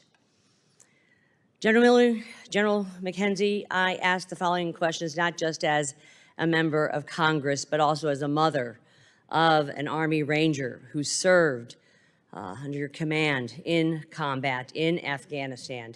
So let me ask both of you, General Milley, General McKenzie, did you engage with our NATO allies and other allied nations about the withdrawal plan before President Biden announced his decision to go to zero in April 2021? Absolutely, sure. That was fundamental. And then the NATO slogan at the time was "In together, out together." So we coordinated multiple times with our NATO allies. Did our allies with troops in Afghanistan recommend not going to zero prior to or after President Biden's April 2021 withdrawal announcement? John McKenzie? Yes, they did, and it was my actual belief that had we stayed at 2,500, we would have had probably 5,000 Yours and NATO everyone forces. else's. Maybe more than that. Including the Trump administration. Did our allies with troops in Afghanistan inform you that they would withdraw if the U.S. went to zero? General Milley? Yes, they said, we'll be aligned with you, in together, out together, we'll be aligned with you, and that they would follow our lead. General McKenzie? Yes, because of the unique capabilities that the United States brings, they couldn't have stayed without our presence. General Milley and General McKenzie, with the withdrawal of U.S. forces from Afghanistan was nearly complete by mid-July, more than a month ahead of the August deadline. Why was the drawdown executed so quickly? And did you at any point believe the process was moving too fast? I'll take that. So it was by design.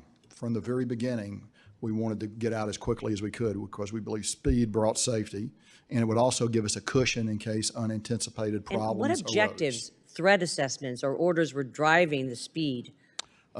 Concerns about the Taliban attacking us, concerns about ISIS being able to carry out attacks, but also a desire to have room at the back end in case we had trouble, we had weather problems, we had aircraft problems that slowed us down in case that did not happen.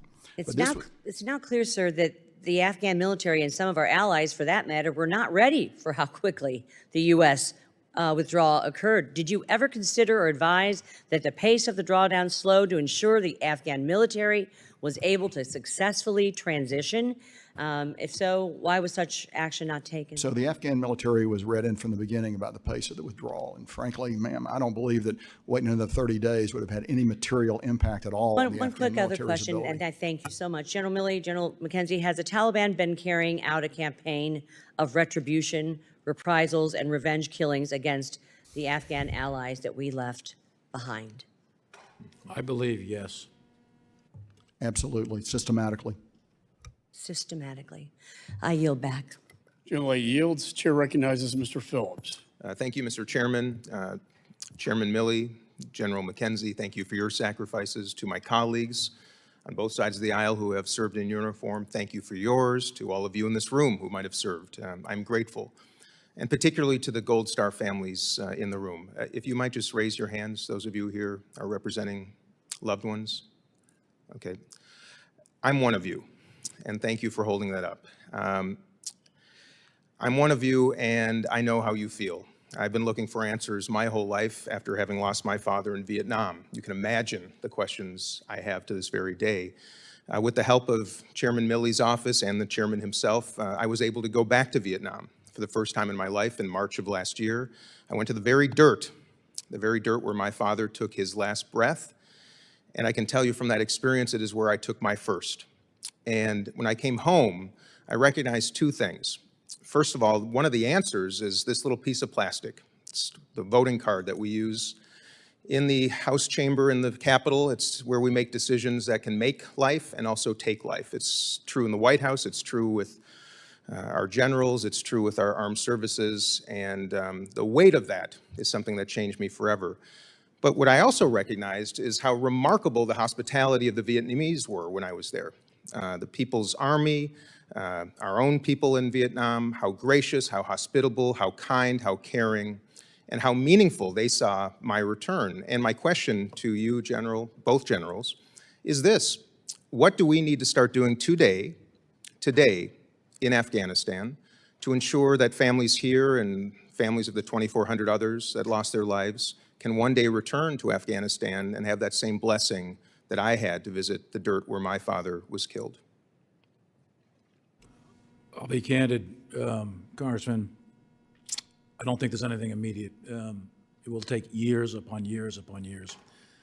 In my view, this personal view, I believe the Taliban is still a terrorist organization.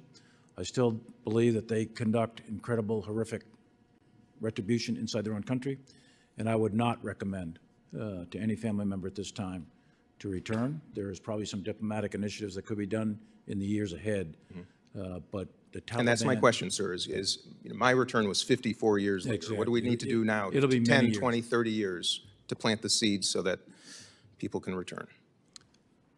I have a, look, I've served several tours in Afghanistan, lost a lot of people, to include these 13, and I have a problem reconciling with the Taliban. My father had a problem reconciling with the Japanese. Wars are horrible, terrible things, and I'm carrying that with me, and I'll probably go to the grave with it. So I don't know how many years it's going to take, but it's going to take a long time. I appreciate it. General McKenzie, any thoughts on what we need to do, this institution, members of Congress, the White House, what do we need to do now?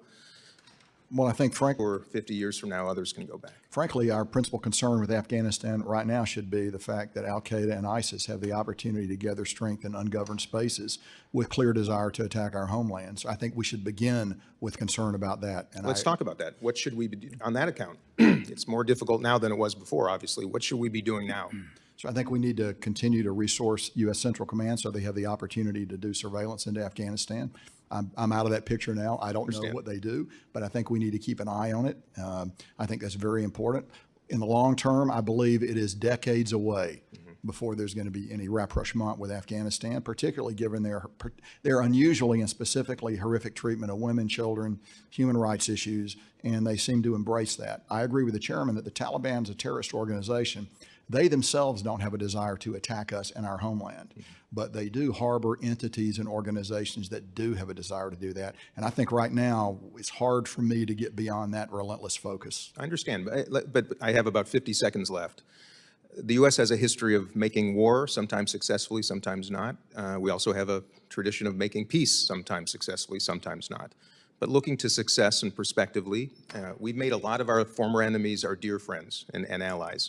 Are there things that we should be thinking about right now as it relates to making former enemies our friends? Well, in the case of Afghanistan, it's hard to find common ground with them Understood. right now. And that It's seems to be the difficult. theme, and It is I difficult respect for it. me to, I'm probably not the right person to ask. You might ask someone from the Department of State I understand. to come in and talk to you more about that, or USAID, because there are some opportunities there. I get it. But from my perspective, I tend to focus on the security issues. And frankly, sir, the security issues are profound. I get it. Well, gentlemen, thank you, and to the Gold Star families, rest assured my mission now is to ensure someday you can go back, because there's nothing more meaningful and powerful. God bless you all. Thank you. I yield back. Gentleman yields. Chair now recognizes a veteran of Afghanistan who made dear sacrifices to his nation and to Afghanistan as well, Mr. Mast. Thank you, Chairman. Thank you, generals, for your attendance and for your answers today. And for putting on a uniform in defense of this country. I think any of us that put on a uniform want the next generation to wake up every day and be able to say, this country's still worth it. America is worth the fight. And it's one of the most important reasons that we have these hearings and that we do these oversights, so that everybody can wake up and say, yeah, this is a place that's worth it. I want to ask some questions about targeting. I've watched your all's interviews from in uniform to leaving uniform. As you can imagine, it's of great personal interest to me and, of course, to the Gold Star families as well throughout the war. We left on August 30th, 2021. We lost 13 service members on the 26th of 2021. And moving behind those dates, can you recall when the last time it was that America targeted somebody specifically for the purpose of termination on the 25th, on the 24th, on the 23rd, wherever, whether it be ISIS-K, whether it be Taliban, whether it be Al-Qaeda? Sure, on the night of 27, 28 August, we targeted an ISIS-K bomb maker in Nangarhar province. Took him Prior out to the with 26th, General. prior I to know the that 26th. we made a mistaken target. That was the took place 29th. That was 2 after. days later. Prior to the 26th, prior to the Abbey Gate. It had been quite a while before we had actually struck any deep targets. It had been a lengthy period of time. I couldn't give the exact date, but it was probably a matter of many weeks since we had struck a target that you would develop and strike as a personality target or a deep strike target. Our strikes were during the period, particularly after the Doha Agreement. We were more in direct self-defense of Afghan forces, and that became increasingly difficult to deliver as our aircraft were repositioned out of Afghanistan as we drew down. So our strikes became increasingly limited. Now, the Afghans struck, and they'd struck not only close defense targets, but deep targets, but we had very limited visibility on those targets, and I do not believe they were necessarily effective in those strikes. And I want to get to that a little bit, General McKenzie. And one of your interviews was with Fox, and you said this specifically: there were a wide variety of targets the U.S. military told the Taliban to look at. And it's that I really want to get specifically to. When did that envelope change for America, and what did it look like? Which targets were we choosing to give to the Taliban to target, and which targets were we keeping for ourselves? What met that threshold of saying the U.S. is going to hit this, but we're going to give this off to the Talibs? Sure. So I'd prefer to talk a little bit more about this in the closed session, but we passed the Taliban information on targets that were in close proximity to Kaya, places where we thought ISIS-K was gathering, ISIS-K might be preparing to strike, and there were about 18 of those targets that we passed. And they took action on some of them. I can't tell you if they took action on all of them because we didn't have visibility on them. Now, when I say they actioned them, they didn't strike them with a drone, obviously. They drove out, looked at the location, may or may not have taken action. But I can tell you that we did that, I believe, 18 times during this period of time. And by that, I mean after 15 August until we left the country. After 15 August, or you said it was several weeks before we had since we had targeted somebody prior to the Abbey Gate? Correct, and we were not targeting before 15 August in any number in Afghanistan. But specifically, I was answering your question about the Taliban, because the relationship with the Taliban was a direct, highly transactional relationship based on our withdrawal between 15 August and 30 August. And here's the reason that timeline, that looking at that is important to me. As I said, I've looked at your all's comments, your interviews, things that you've said, and speaking on a different subject, you were speaking about Iran, the failure of the Biden administration in taking Iran off the target list. Not that we should drop ordnance on them tomorrow, but that they should be on the list just so that there is deterrence, just so that they know they can't act and not have a response by the United States of America, and that is a failure. And you used specifically the terminology that to take Iran off the target list was to give Iran aid and comfort, were the exact words. And it is my opinion that if we are ceasing to target Al-Qaeda, ISIS-K, or the Taliban in those days leading up to August 26th, then just as you looked at a lack of targeting Iran as giving the enemy aid and comfort, I would look at giving that enemy, I would look at those lack of actions as giving that enemy aid and comfort. And in that, General, my time has expired. Gentleman yields back. Chair recognizes Mr. Connolly. Thank you, Mr. Chairman, and welcome to both of our witnesses. General Milley, as an American, I want to thank you for your service and for how you've conducted yourself in that service. America owes you a debt. You come from my hometown of Boston, just outside Boston, if I understand it correctly. Your father fought in World War II in the 4th Marine Division in the Pacific, is that correct?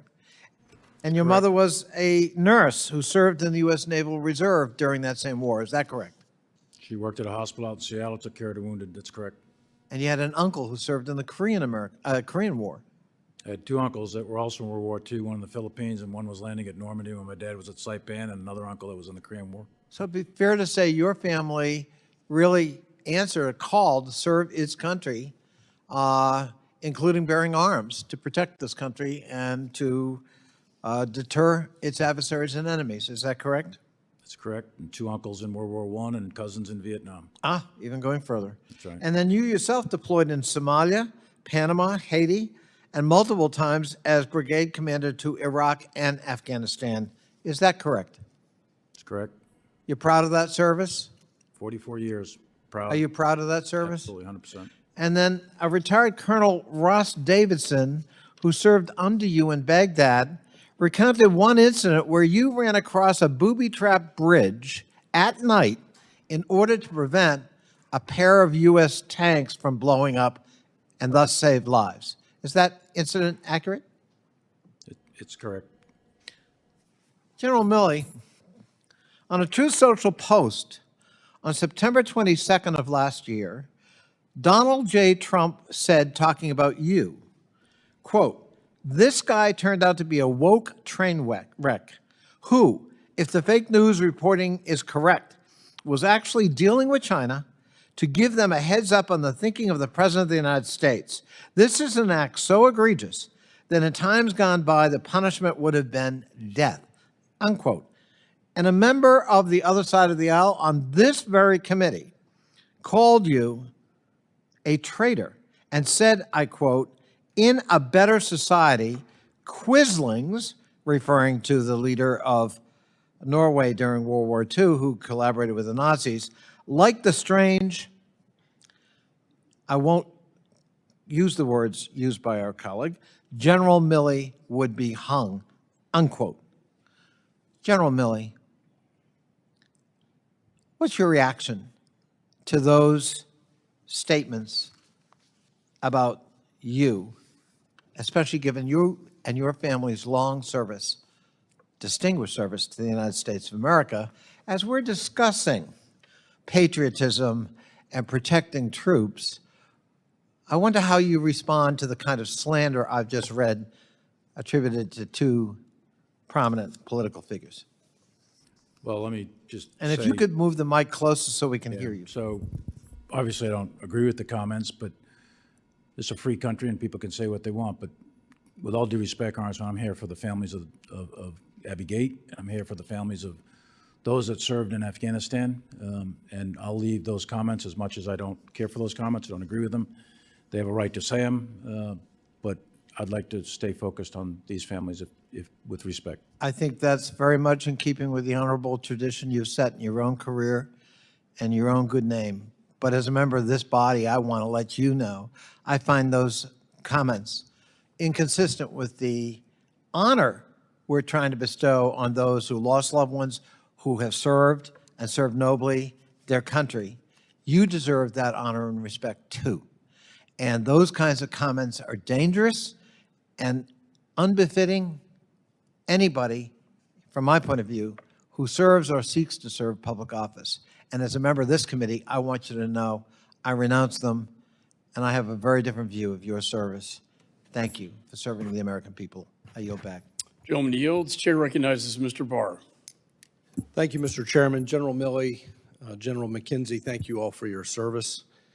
On July 2nd, 2021, the United States left Bagram Air Base in the dead of night without notifying the base's new Afghan commander, who discovered the U.S. departure more than 2 hours after the military had left. General Milley,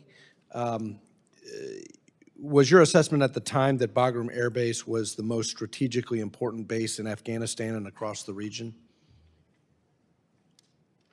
I think it was a strategically important air base. However, at that point, the troops had been drawn down to a degree that it was not defendable by U.S. forces, so there was no question of closing it. As far as the specific information of the Afghan commander, I read that in the media. I don't know. I'd ask Frank to comment on whether he knew or didn't know. Well, sir, was Bagram a key component of U.S. air capabilities to strike ISIS-K and al-Qaeda and to stop Taliban advances? Sure, and it had been for 20 years. And is Bagram Air Base, or was Bagram Air Base the only U.S. air base in a country with a physical border with China? Well, we had several previously, but at that point in time, that was the only one remaining. Who, General Milley, gave the order to abandon Bagram? Well, the president makes a decision, announces it on the 14th of April, and the decision very simply was withdraw U.S. forces and keep a diplomatic presence. The embassy is going to remain in Kabul, and if you're ever going to have to do a NEO, then you're going to have to use the Kabul International Airport as the evacuation airfield. Could a NEO have taken place in a more orderly fashion had it been conducted out of Bagram versus H-Kaya?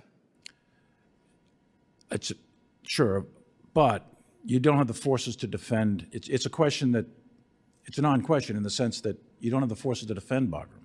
Bagram would have required, roughly speaking, if U.S. forces are defending it, Bagram would have required about 5,000. If the Afghans are there with you, then you probably could have defended it with 1,800, maybe 2,000, or something like that. Sir, But once you make the decision, Congressman, to go to remove U.S. forces, you don't have the option of keeping Bagram. Right. It's no longer there. So who did give the order? Who specifically gave the order to abandon Bagram? And I assume the order was delivered to General Miller.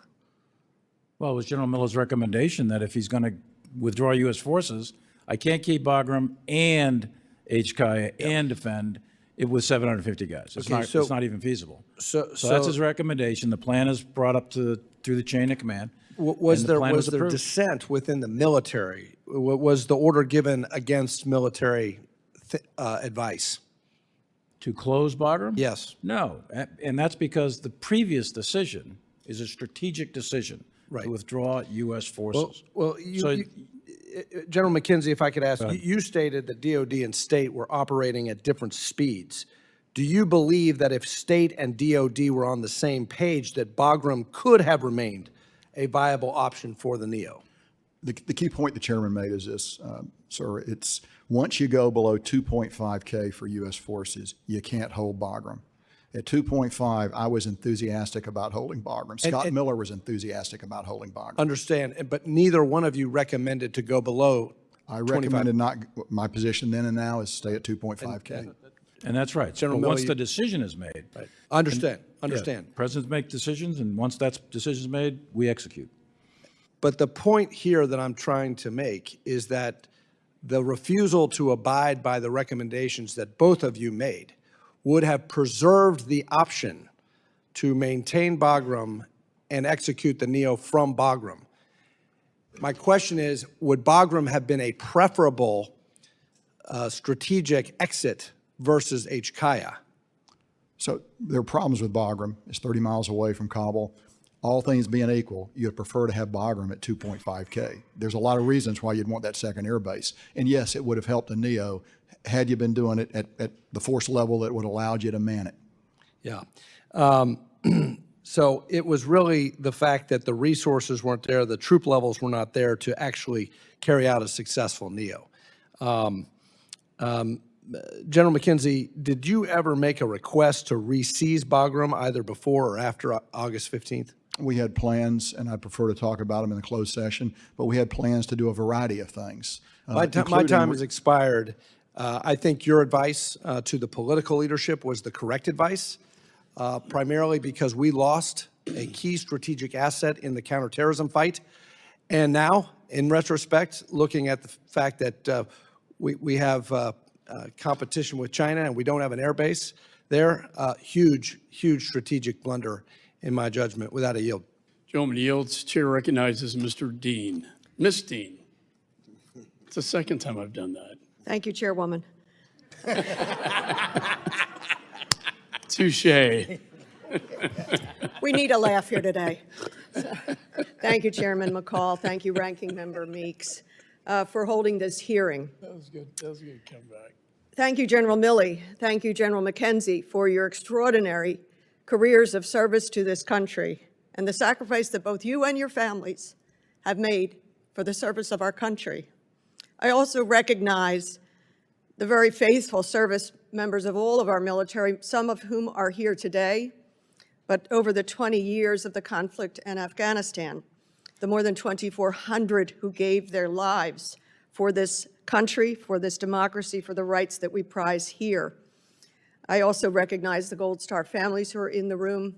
You know I care desperately that you get the answers that you need, and I appreciate that both of our testifiers here today have talked about that it is a comprehensive look that you deserve. It is not about a single day or a single month. You deserve the answers to what went right with this war and what went wrong. To the Abbey Gate veterans and families, and I see veteran Sergeant Vargas Andrews and your family, thank you for being here yet again. I wanted to start quickly with the testimony before the House Armed Services Committee in September of 2021, where Secretary of Defense Lloyd Austin said of the timing of the evacuations, "As for when we started evacuations, we offered input to the State Department decision, mindful of their concerns that moving too soon might actually cause the very collapse of the Afghan government that we all wanted to avoid."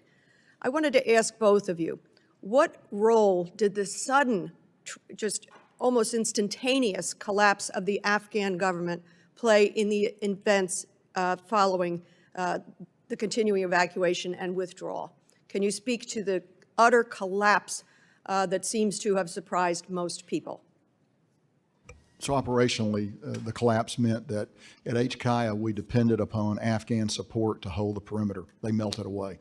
And that was probably the most significant immediate operational effect of the collapse of the Afghan government and the attendant collapse of the Afghan military. Now, we had a plan for that. We saw it as a possibility, but that's why we had to put in 6,000, almost 6,000 U.S. forces to replace those Afghans that had melted away. We would have been able to hold HKIA with a far smaller number of U.S. forces had the Afghans remained. But when the government collapsed, they went away. So that had a profound and immediate effect on everything else that followed.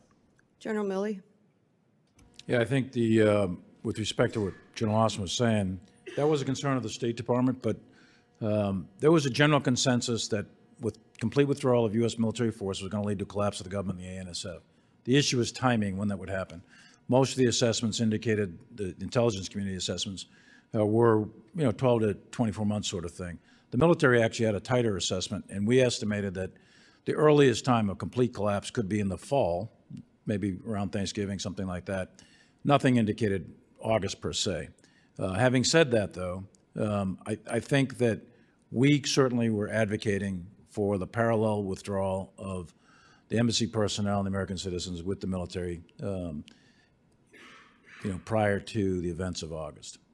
And what role did President Ghani's leaving town? I think that was the straw that broke the camel's back. I think it was collapsing anyway, but at that point in time, I don't want to make comparisons, I suppose, but you got Ghani and Zelensky, right? Zelensky stays, and his military stays in Kyiv, and you got a nation at war, and they're fighting tooth and nail. And then in this particular case, President Ghani has an entire cabinet, less one. One went up into the Panjshir Valley. The rest of them got on airplanes and took off out of their country. As soon as the ANSF saw that, they literally took their uniforms off, put their weapons down, and it collapsed. It was very, very quick. As to the drawdown, if I could ask you both, and maybe it's more appropriate to General Milley, but I might be wrong. Under the Doha Agreement, the drawdown to 8,600 troops by June of 2020 was required. But my understanding is subsequent withdrawals were at President Trump's discretion. 4,500 by November of 2020, 2,500 by January of 21, as a new administration is about to take place. It didn't seem ideal by defense officials. On what basis did President Trump order the troop withdrawal to 2,500 in January of 2021? Well, to back up, the requirement to go to 8,600 was 135 days after the signing of the Doha Agreement. And that was executed. Secretary Esper was the Secretary of Defense. Then Secretary Esper submitted a recommendation, and I concurred with it, to withdraw to 4,500 and hold at 4,500 until all the conditions were being met. Secretary Esper was removed from office on the 9th of November. On the 11th or 12th of November, I was handed a piece of paper with the president's signature on it, which had two sentences. One was withdraw all forces from Somalia by the 15th of December, and then withdraw all forces out of Afghanistan by the 15th of January. We went, the Acting Secretary of Defense Miller and I and others went over to the White House to confirm that order because we had not been consulted on that.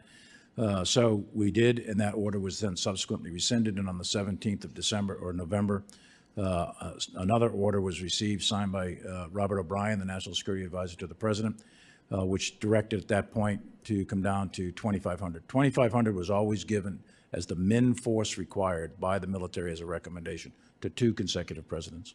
And yet momentarily, the president, the former president, placed an order to withdraw everybody.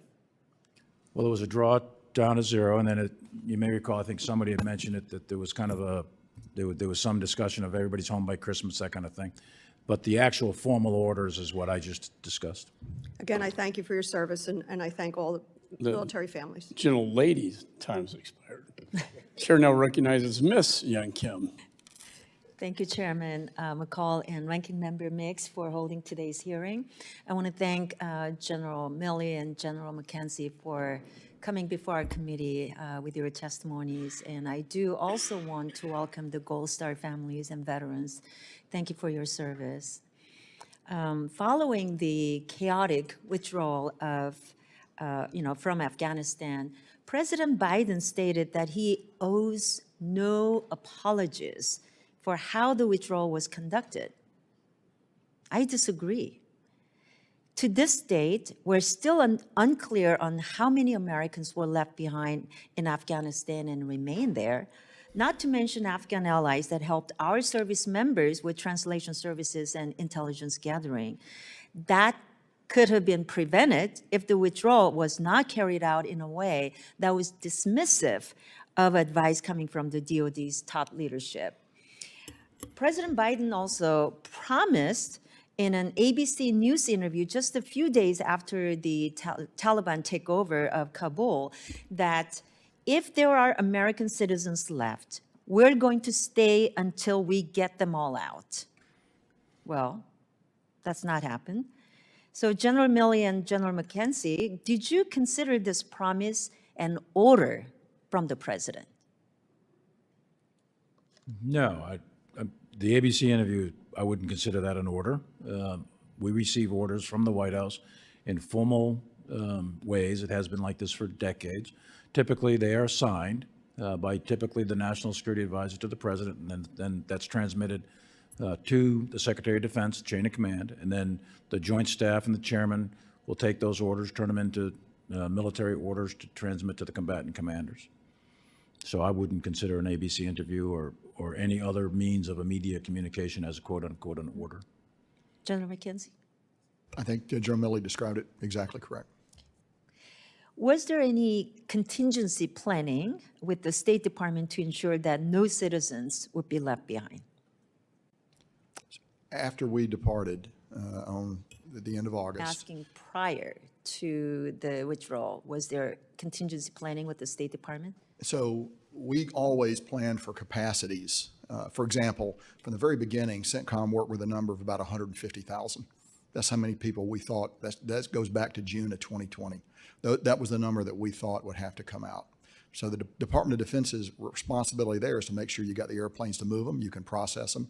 But it's up for the Department of State to say who's coming out, how you're going to categorize those people, how you're going to sort them, and how you're going to get them there. And that's when I would talk about the velocities, the different velocities of the two departments. We were pretty straightforward with our ability to do that, but we're dependent on the Department of State actually to make those decisions that turn our ability into actual movement of human beings. Sure. So we talked about how President promised that during that ABC News interview, but when did you realize that President Biden's promise would be broken? I'm sorry, just help me with that. When did you realize that President's promise of getting every one of the American citizens left in Taliban will be left. I mean, we'll get them out.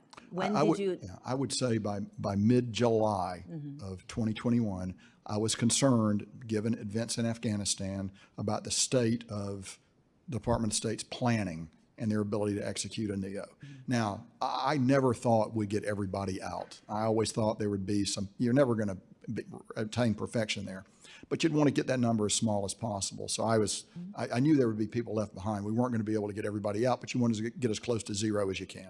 Were you told by that same administration just days later to leave Americans behind if it meant getting out by August 31st? No, I was never told that, but I would share with you my advice in late August was we needed to get out by the 31st. If we did not leave by the 31st, it was clear to me from our intelligence reporting and a number of other sources, we would have been fighting the Taliban.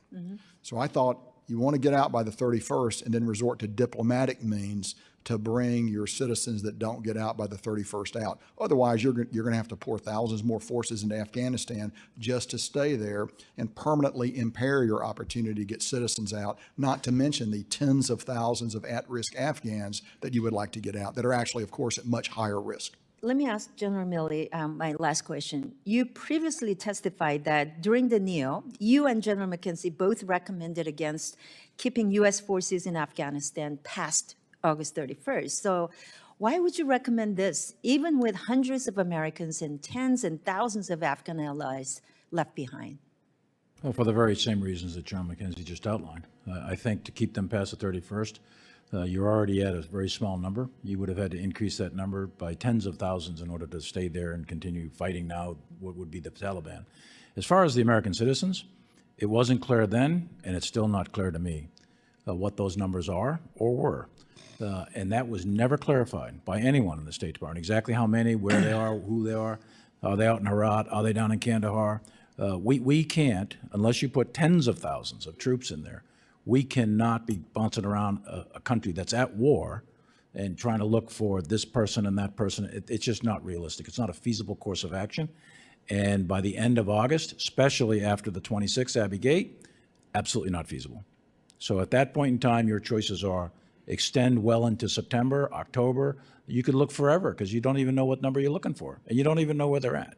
So those weren't feasible or acceptable courses of action at the time, although I do understand the human desire, but didn't know numbers, didn't know necessarily where they were, and so on and so forth. So not a realistic option. Got it.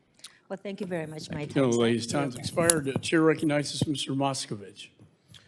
Thank you, Mr. Chairman. Thank you, generals, for your service to the country. And echoing comments of my colleagues, I want to obviously extend my condolences to the Gold Star families here and that were here earlier and paying the ultimate sacrifice for our country. I also want to recognize the sacrifice of our colleague Brian Mast for his service in Afghanistan. A lot of people on this committee do a lot of great things in service to the country. I want to thank our colleague Corey Mills, who just over the weekend helping getting people out of Haiti. And I hope, Mr. Chairman, we can soon get a classified briefing on the situation going on there. This obviously is a very important topic today on what happened with the withdrawal from Afghanistan. Why it did not go according to what the experts in the Pentagon and in our intel community believed. I think we need to know what gaps existed. I think we need to know how that happened. I need to know the lessons that were learned. And most importantly, how do we prevent something like this from happening in the future? We had soldiers die over the 20 years of war, and we had soldiers die on the withdrawal. And I think multiple things can be true. A lot of times in this town, we like to, it's an and or kind of deal, right? It's either Trump was responsible or Biden was responsible, right? I actually think in Afghanistan, it's an and, quite frankly. I think there were mistakes made in the withdrawal. I think the American people think there were mistakes made in the withdrawal. And I think it's okay to admit that.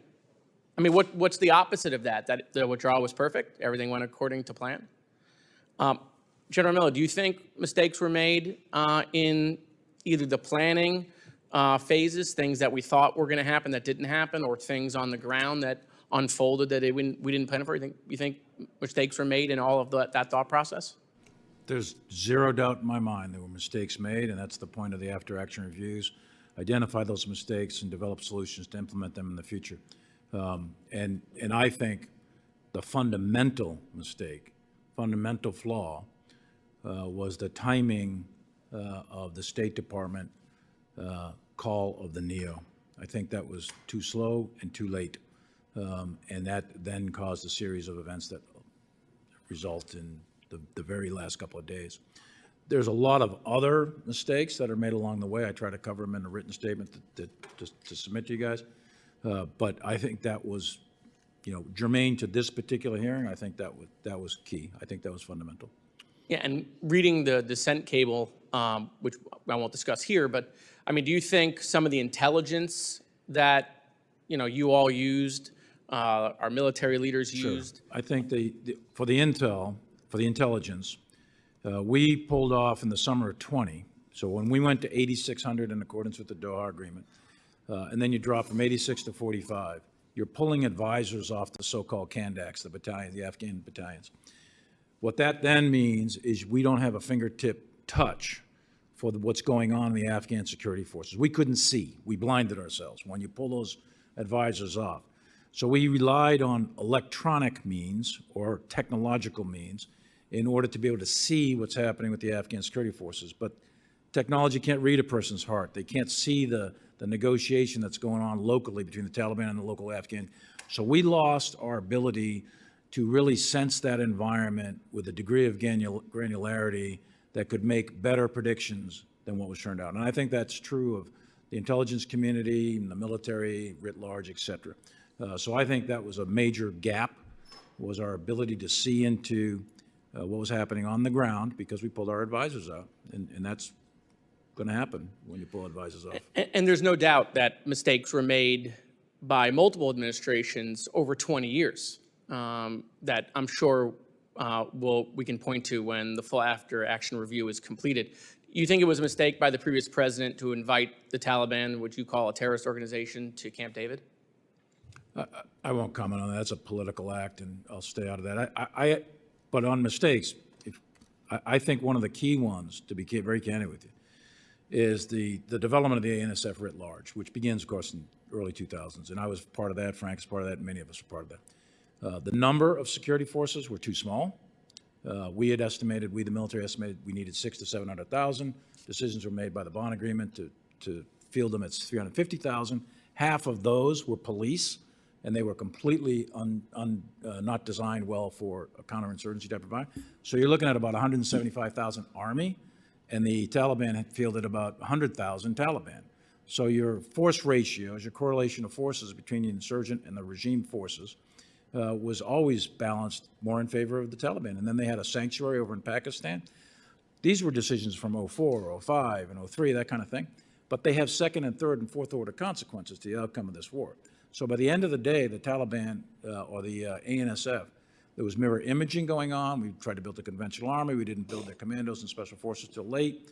There's a whole series of these that go way back in time that ultimately end up in a collapse of the Afghan security forces under intense pressure by the Taliban in the summer of 21. Thank you, General. My time has expired. Chair recognizes Mr. Huizinga. Thank you, Mr. Chairman and generals. I'm going to share a couple of quick stories, and one of those was related to those Gold Star families that are here. I had a constituent who didn't lose his life, but was severely injured in the blast. I don't use his real name. I call him Jose. He was a Marine.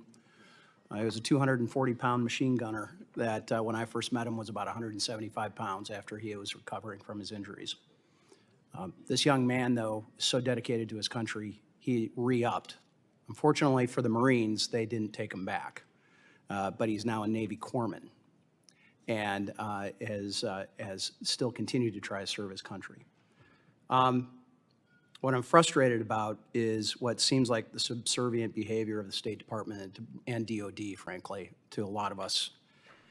Seems that some individuals within the departments chose to save face for the administration rather than acting and possibly bringing home an already, rather than bringing some shame to a foreign policy that was a disaster. And this could have saved both American and Afghan lives. General Milley, you talked about the number of citizens, how it was impossible to know who was there. I found myself screaming at the television when I was watching a a Secretary Blinken and others within State Department briefing saying that their estimate was about 200 U.S. citizens, most of who chose to stay in Afghanistan. That was total BS, and I'd like to say the actual words, but I'm trying to not, I'm restraining myself. My office alone had nearly 200 open cases.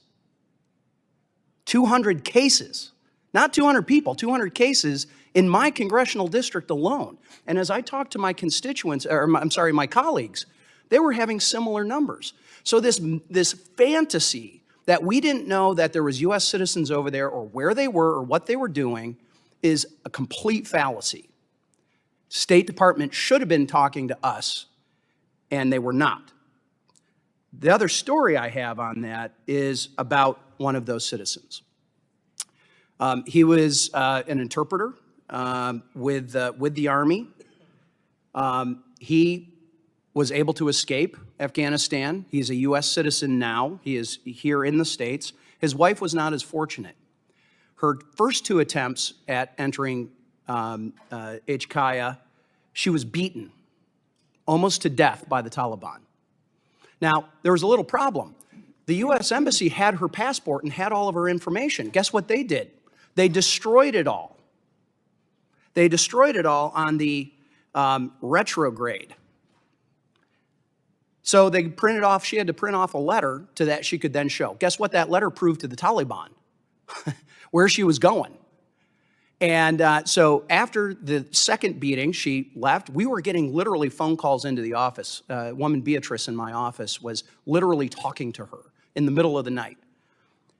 The third time she went was when the explosion at Abbey Gate happened. Fortunately for her, she was not one of those 170 Afghans that were killed. And fortunately for my constituent, Jose, he wasn't one of the 13 Americans who was killed. We welcomed her home to the United States this past weekend. Finally. If that is not an indication of a broken policy and broken system, I don't know what is. I know she's dealing with the literal physical and psychological scars that this government has put on her.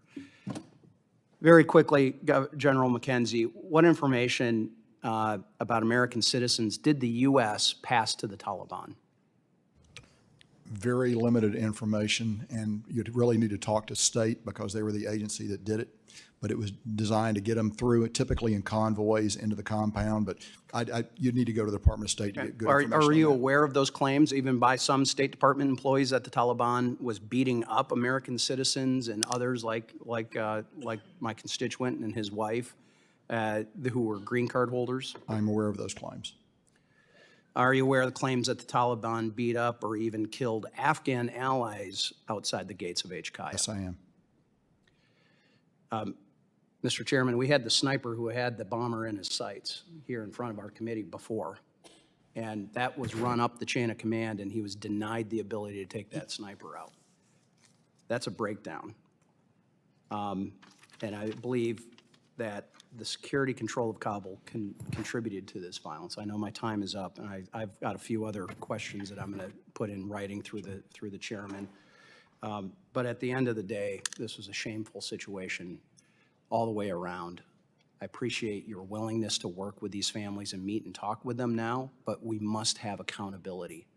We must. With that, Mr. Chairman, I yield back. Gentleman yields. Chair recognizes Mr. Keating. Thank you, Mr. Chairman, and Gold Star families here. As a Gold Star, family member, my uncle, being killed in action. Thank you for being here. Condolences are your loss, and gratitude, eternal gratitude for the great sacrifice and courage of those we loved. When I was first elected, I visited our troops right away in Iraq, then in Iraq. And I came upon a Marine, and I asked him, you know, in conversation, what his opinion was of the war at that stage. And he looked at me and told me one of the most important lessons I learned. He said, well, sir, I'm here to serve. Those kind of decisions and those questions you're asking, well, those are yours. Those are political decisions. And I think what we have this morning, in effect, is a little bit of the replay of that conversation. We're asking two generals I deeply respect and thank for their service to comment on political decisions that thrust on them. And much of what we have should be turned around. We should be out there, and maybe they should be up here asking the questions. But nevertheless, it's where we are. I just want to comment on one title of this hearing, and that's the fact that the last section of that is the Taliban takeover. This is like a sequence that's there. I just want to correct. Not one decision led to the Taliban takeover. And many of the decisions we had here clearly wouldn't have resulted in the Taliban not taking over. Is that correct, General Milley? I think, as I mentioned several times already, there's a series of strategic decisions that set the conditions, and those decisions are made over the course, frankly, of 20 years. And then, of course, there's a series of decisions at the end that impact this very specific withdrawal and NEO. But yes, it's the cumulative effect of multiple decisions. I couldn't agree more, and that's the way we should view this. Although I think there was a linchpin to today's testimony that helped underscore something, too, as we're looking at things. That's when General McKenzie was talking about the fact that keeping 2,500 more troops at Bagram Air Force Base could have been helpful, assuming the Afghans stay in the fight. And one of those key decisions, frankly, that got us to where we were at the end of this was the decisions that surrounded the Doha Agreement in that sense. Now, General Milley, I mean, I think one of the critical things was excluding the Afghans from those discussions. Could you comment on that at all? Well, I mean, it's a historical fact that the Doha Agreement was made between the United States and the Taliban. It's a bilateral agreement. The intent was, you'd get a better answer out of Ambassador Khalilzad or Secretary of State Pompeo, but I think the intent there was for that to occur, the U.S.-Taliban negotiation, in order to set the framework for an Afghan-to-Afghan negotiation. And the Afghan-to-Afghan negotiation never happened, and there was supposed to be a reduction in violence, and then a ceasefire, then Afghan-to-Afghan negotiation. And former Ambassador John Bass said our main policy efforts didn't reinforce each other. They were contradictory. They were contradictory signals amplified by President Trump's periodic statements supporting rapid force reductions, and taken all together, they undermined the Afghans' confidence in the U.S. security. I mean, that was a critical point as well. But we could point to so many critical points in this whole process. This is a 20-year look back, which we should. We're looking back to learn lessons. This is a 20-year look back, and, you know, 4 different administrations, 2 Republican, 2 Democrat, 2 decades. These are decisions that culminated in the final occurrences that occurred, and that's the way they should be viewed. We can dissect them. We can go back and classify it after this and learn more in detail, but we're going to learn this, that we're working for the one thing I think any family member would want, so that no other American family has to go through what they went through. It's important to look back at the past, but it's important to look for the present. Here's my final point. I can't sit here on March 19th knowing what's going on in Ukraine now, knowing that we have an Article 5 responsibility and that Putin has put in his sights NATO countries as the next target after he gets through with Afghanistan, with Ukraine rather. So I just ask everyone here on this side, the political side, when we have a supplemental ready to give support to the Ukraine government, we must act on it now, because failure to do that will jeopardize in the future the lives of other brave American men and women who are there under a treaty of Article 5 to defend our word in this world and defend democracy in Europe, the same democracy that my uncle died for. So I hope and just implore everyone here, put the bill on the floor for a vote. The present is important, the future is important, and saving the lives of courageous young American men and women is important. I yield back. I agree with that assessment. Chair recognizes Ms. Radewagen. Thank you, Mr. Chairman. General Milley and/or General McKenzie, in April 2021, President Biden announced his decision to draw troops down to zero. What was your assessment of the threat environment in Afghanistan at that time? So my opinion then and my opinion now was that if we go down to zero, you're going to see a rapid collapse of the Afghan government and the Afghan military. It would be difficult for them to sustain themselves because they were not prepared to stand alone. Did you advise against any part of the withdrawal as announced? And if so, what concerns did you have and to whom did you raise them? So ultimately, I participated in meetings at the very highest level where I expressed the opinion I've just stated to you, and it was heard. So I don't want to go into specific discussions with the president, but I had the opportunity to express my opinion at length, and I did so. In September 2021, you testified before the House Armed Services Committee that going below 2,500 was the other sort of nail in the coffin. Did you hold this belief in April 2021, and did you provide this assessment to the president or anyone else in the administration? So my assessments are typically provided to the Secretary of Defense, and he forwards them on as he wishes. And I've had the opportunity to be in higher level meetings, and I've expressed my opinions in those meetings. But generally speaking, my assessments go up through the Secretary, and he's the agent that carries them over to the interagency process.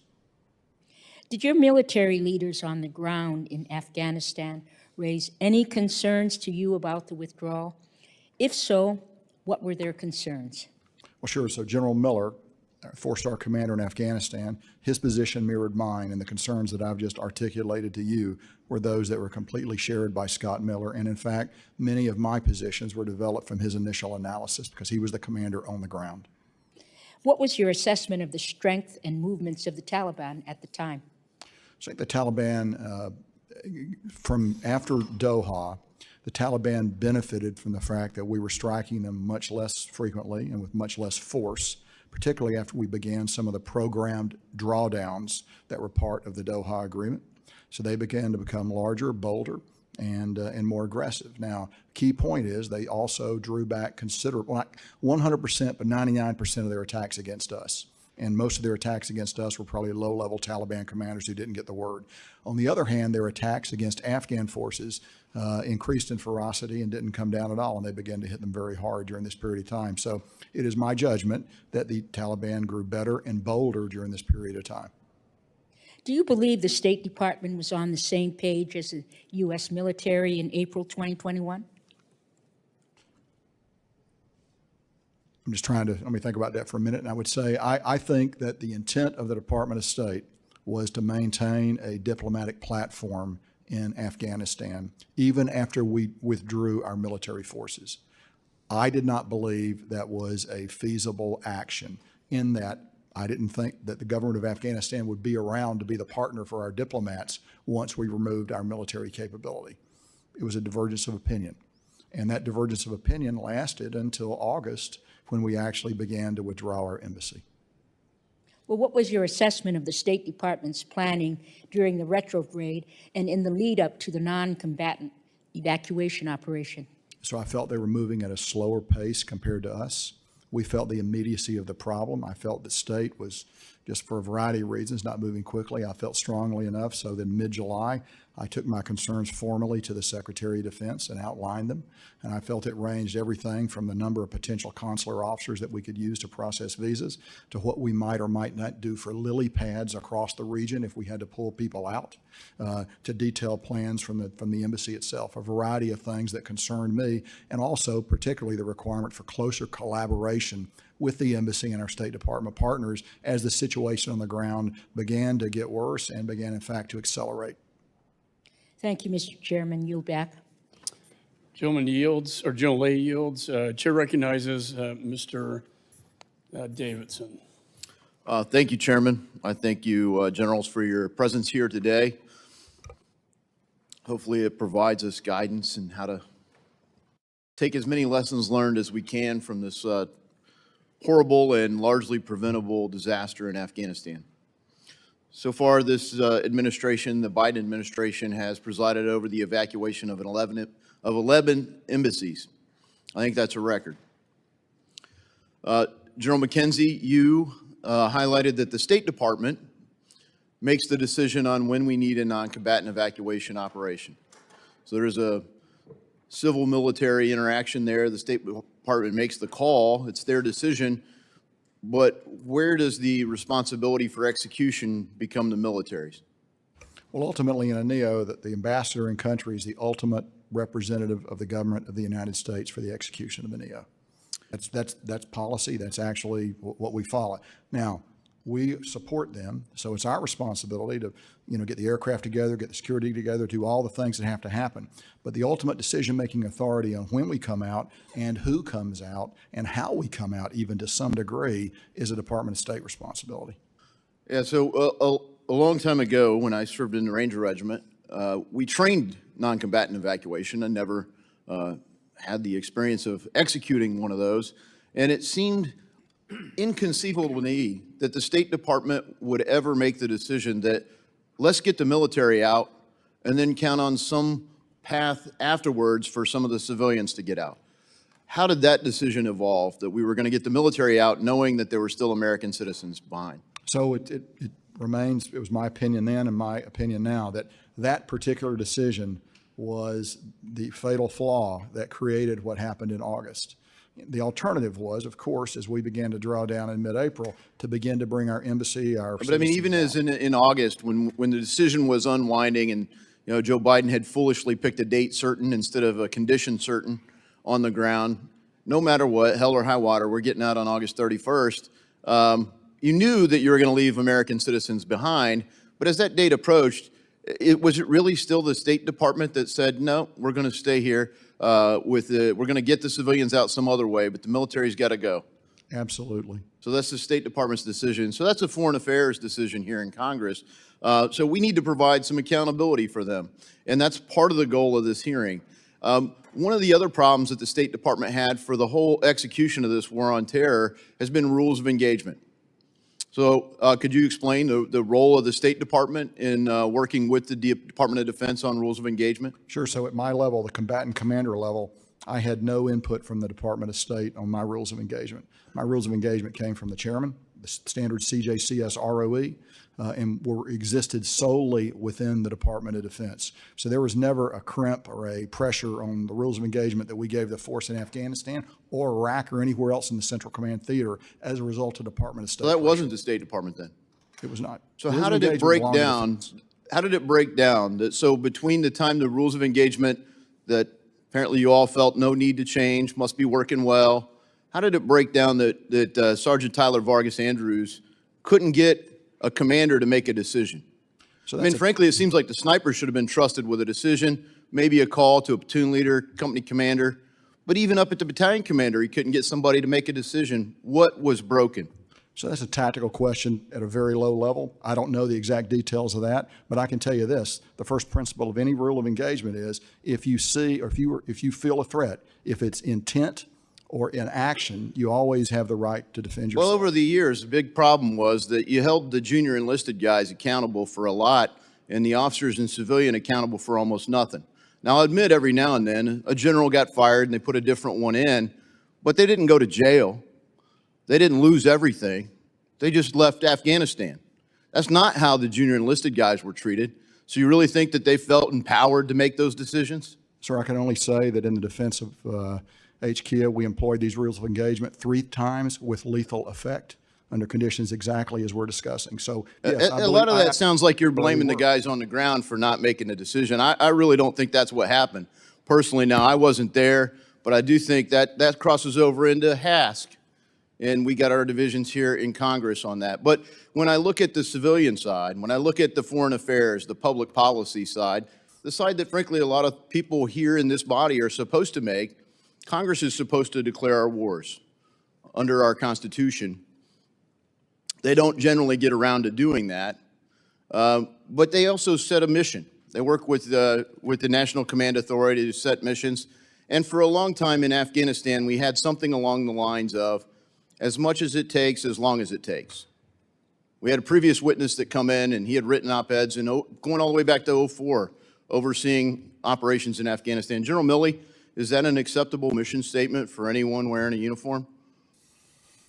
No, of course not. There should be a defined end state, and you should have the ways and means to achieve that end state. And you should understand the purpose of what you're doing, the constraints and restraints, and you should understand that end state. And the end state in Afghanistan, starting in about 2011-ish, 2012, became a negotiated settlement between the Afghan government and the Taliban in a power sharing agreement. That's how the policy was. And at the time, the question there, my application of that is to say that when we decide that, I think we should expect a better mission statement. And we could serve everyone from the combatant commanders all the way down to the Sergeant Tyler Vargas Andrews on the ground by providing clearly defined success. And that applies across the board, whether you're talking Afghanistan or Ukraine or anywhere else. I wish I had longer to talk with you all, and I look forward to reading your additional submissions, and would be happy to collaborate in any way. If I could, Chairman, just our mission statement, you know this well from being a Ranger, and I know many others in the room as well. Our mission, the U.S. military mission statement, was to prevent an attack on the United States of America from the territory of Afghanistan.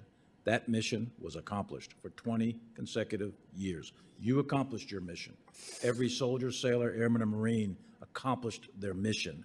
This country was defended for 2 decades. Gentleman yields. Chair recognizes our Vietnam veteran, Mr. Baird.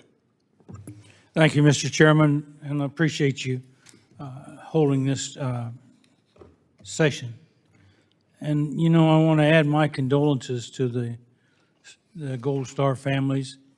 As the chairman mentioned, I did my time in Vietnam, and I can appreciate the sacrifice that those families and those soldiers made during that war. So I also appreciate the generals, General Milley and General McKenzie, for both of you being here and willing to talk to us and see if we can find some answers to help these Gold Star families. And so I really do appreciate that. And, you know, I guess I want to go to the point of also mentioning that one of the 13 service members that were killed during that evacuation came from my district, and that was Corporal Sanchez.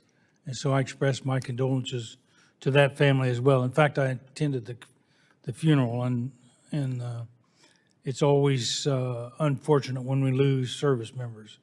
But I guess I want to, in that same vein, I want to change my focus a little bit to the fact that we left about $7 billion worth of military equipment and weapons that was intended for the Afghan military.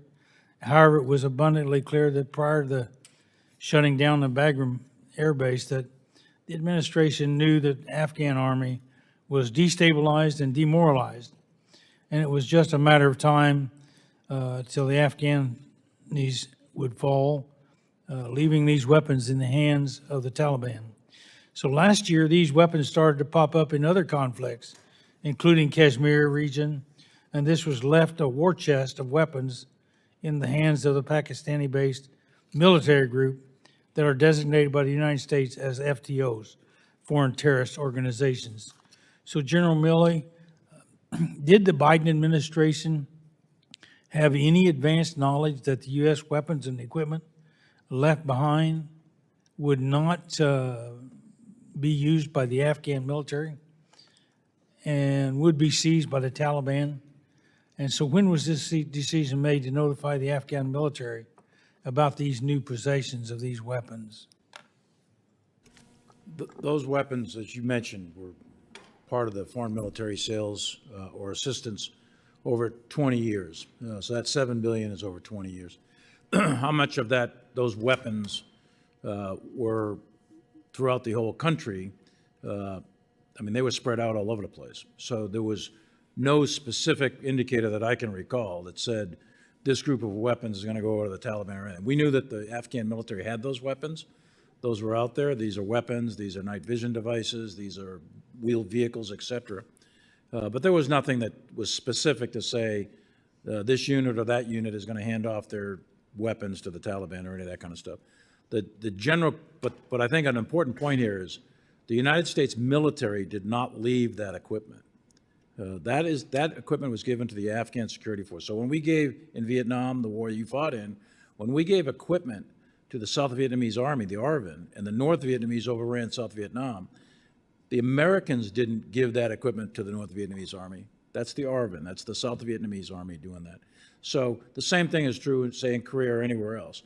So I want to make sure that, you know, it's not a U.S. decision on that equipment because that is Afghan-owned equipment at that point in time. And it's completely impractical. Frankly, it would have been quite dangerous for us to try to go out and try to police up that equipment in the summer of 21. It wasn't feasible. We had 2,500 Special Forces guys, and that kind of wasn't their task and purpose. The Afghan government collapsed, the Afghan military collapsed, and the IG, the Special Investigating IG, estimates $7.2 billion worth of U.S. manufactured equipment, not U.S. owned equipment, ended up in Taliban hands. And I do believe, I think there's probably some reporting out there that indicates some of that equipment has been sold on black markets, et cetera. And I have zero doubt that some of that's in the hands of people who have nefarious objectives towards the United States. I thank you, and my time is expired, so I yield back. Gentleman yields. Chair recognizes Mr. Waltz. Thank you, Mr. Chair, and thank you for the witnesses for coming in. I got to tell you, Mr. Chairman, the more I listen to this hearing, the more infuriated I get.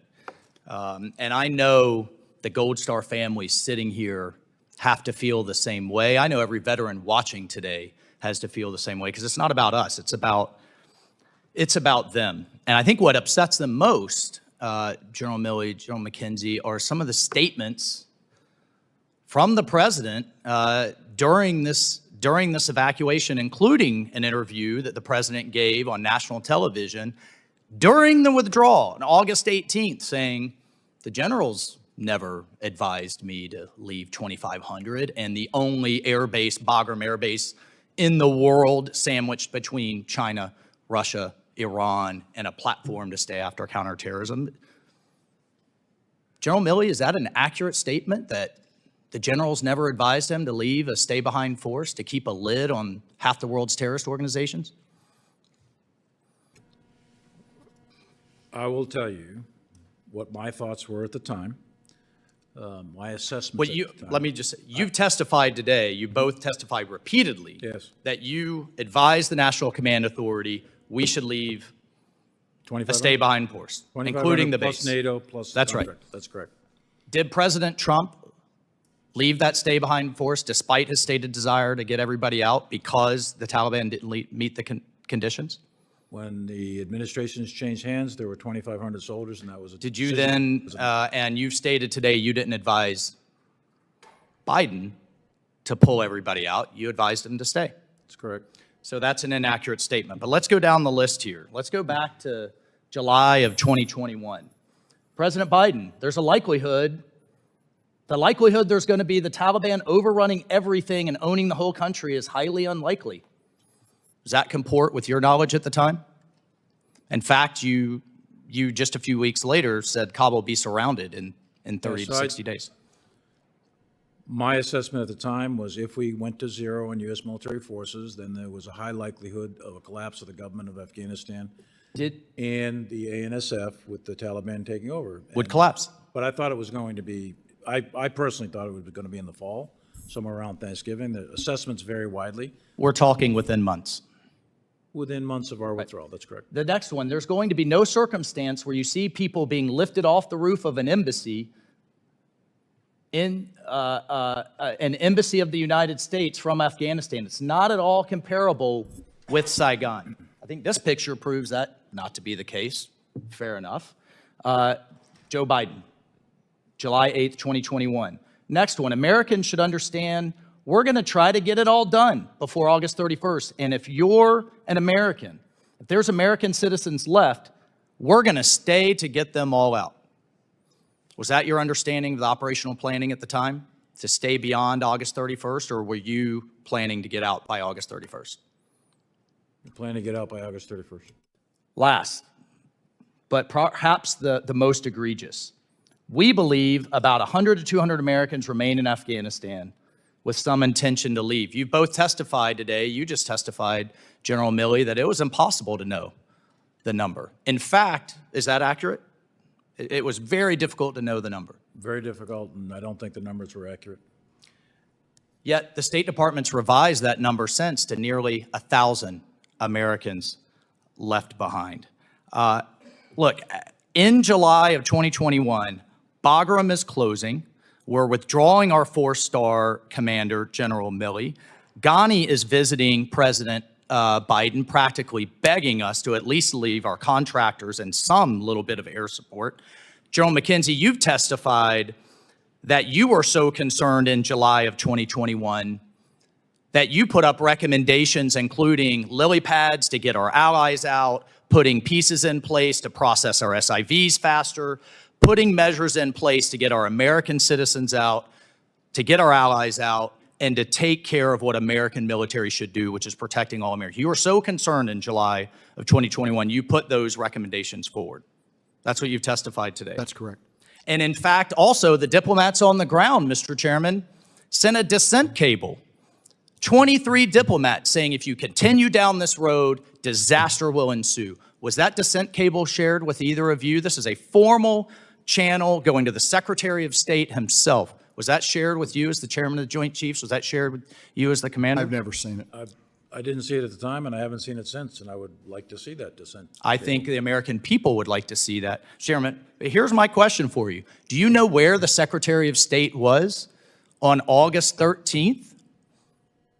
The day before Kabul fell? Do you know where the Secretary of State was? Despite all of your concerns that State Department wasn't planning fast enough, we weren't getting our people out. According to the Washington Post, he was in the Hamptons. He was in the Hamptons on vacation. Secretary of State Blinken. I don't know, I can't even imagine how that makes our Gold Star families feel. Look, here's the bottom line, Mr. Chairman, and thank you for your indulgence. I'll close with this. The State Department, to use a military term, had its head up its rear. It wasn't planning. It, in fact, thought we could just have an embassy and the good Taliban terrorists will take care of the bad Taliban terrorists. I mean, that's essentially what happened. And because of that, we didn't get our people out. We didn't get our citizens out. We didn't have the force posture. We didn't have the basing. We failed, and their loved ones are dead because of it. I apologize to you, to my Gold Star families. Your government failed you. There is a difference, gentlemen, and I know you both know this, in taking responsibility and accountability. A lot of people have taken responsibility. No one has been held accountable, and they deserve but better. Your government failed you, and I'll give you an opportunity in my time remaining, Mr. Chairman, if there's anything you all would like to say publicly on the record. I'll give the witnesses time to respond, but the time has expired. Thank you, Mr. Chair. The gentlemen's, they have a right to respond. Well, I'd like to take you up on that offer. I've talked to these families. And I thank you for that. I've met the other families, and I have committed to them, and I will do so again publicly to all of you, that I will work with them to get you the answers, to make sure that accountability, transparency is established. And I'm going to do that till the day I go in the grave. That's what a soldier does. And I'm not going to turn my back on these families or any other Gold Star families. There are other Gold Star families in this room right now. Jane Horton's in this room. I've been working with her for years. There's many others. And they know who I am, and I will work with them forever. They deserve accountability, Mr. Chairman, and thank you, General Milley. I agree 100%. Chair recognizes Mr. Kane. Thank you, Mr. Chairman. And I want to thank our witnesses for their service to our country and recognize the Gold Star families who are joining us today. General Milley and General McKenzie, you have mentioned today with some frequency about the impact and lack of coordination regarding the withdrawal of U.S. troops and its impact on U.S. contractors, advisors, and logistics. What impact did that have on the Afghan military? So the pulling out of contractors and advisors had a profound effect on the Afghan military's ability to operate. General Milley's already talked about when we came off the Kandaks, to use a term of art, when we lost our ability to see down in the combat formations back in the summer of 20, that was a major blow. But then when we made the decision to go from 2,500 to 0, you're bringing out all your people that actually make sure the Afghan logistics system works. Let me give you an example very briefly. So before we went below 2,500, if a box of mortar rounds went into Afghanistan, you'd drop it on the ramp at HKIA or maybe Bagram. There'd be a contractor there. You'd tag it. You'd have visibility on it as it went down through the Afghan system to get to the Kandak it was going to. Once you pull out that capability, you drop the mortar rounds off on the ramp and you have no idea where those things go. No idea at all. They could be going directly to the bazaar. They could be going to the Taliban. You just don't see it. So that capability is gone. But more perniciously, perhaps, is what it meant to Afghan aviation. The one sort of asymmetric advantage that they had. So we wanted to keep our contractors in there as long as we could, but they had to come out. We tried desperately to come up with schemes to help them. We looked at long-distance televideo maintenance, which has been tried by airlines in the United States with indifferent success in a technically literate population. So we knew we were swimming upstream with this. So it's difficult for me to overestimate the negative, synergistic, pernicious effect drawing down these capabilities had on the Afghan military. No, that was obvious for people to estimate in advance, and it was obviously what happened on the ground. And this was foreseeable. This was not a surprise. Yeah. And so did the U.S. ever come up with a plan to properly make up for the loss of these key capabilities? We tried, what I'd call heroic measures. We had a forward over-the-horizon, security cooperation office in one of the Gulf countries, but it just doesn't work. You have to be there. You got to be with your partners. And the degree to which you're not with your partners, it doesn't mean you're fighting for them. You're not doing that. What you're helping them do is manage complex logistics systems and ensuring that graft and corruption isn't overwhelming. But you pull that all off and you lose that visibility and you lose the ability to help them as well. And so I think that's a significant factor in the collapse of the Afghan military in 2021. Was there any long-term planning for how the U.S. would be able to continue to support our longtime allies in the Afghan military at all? We did, but again, so you work under the conditions that you're given to operate, which is there's not going to be anybody on the ground.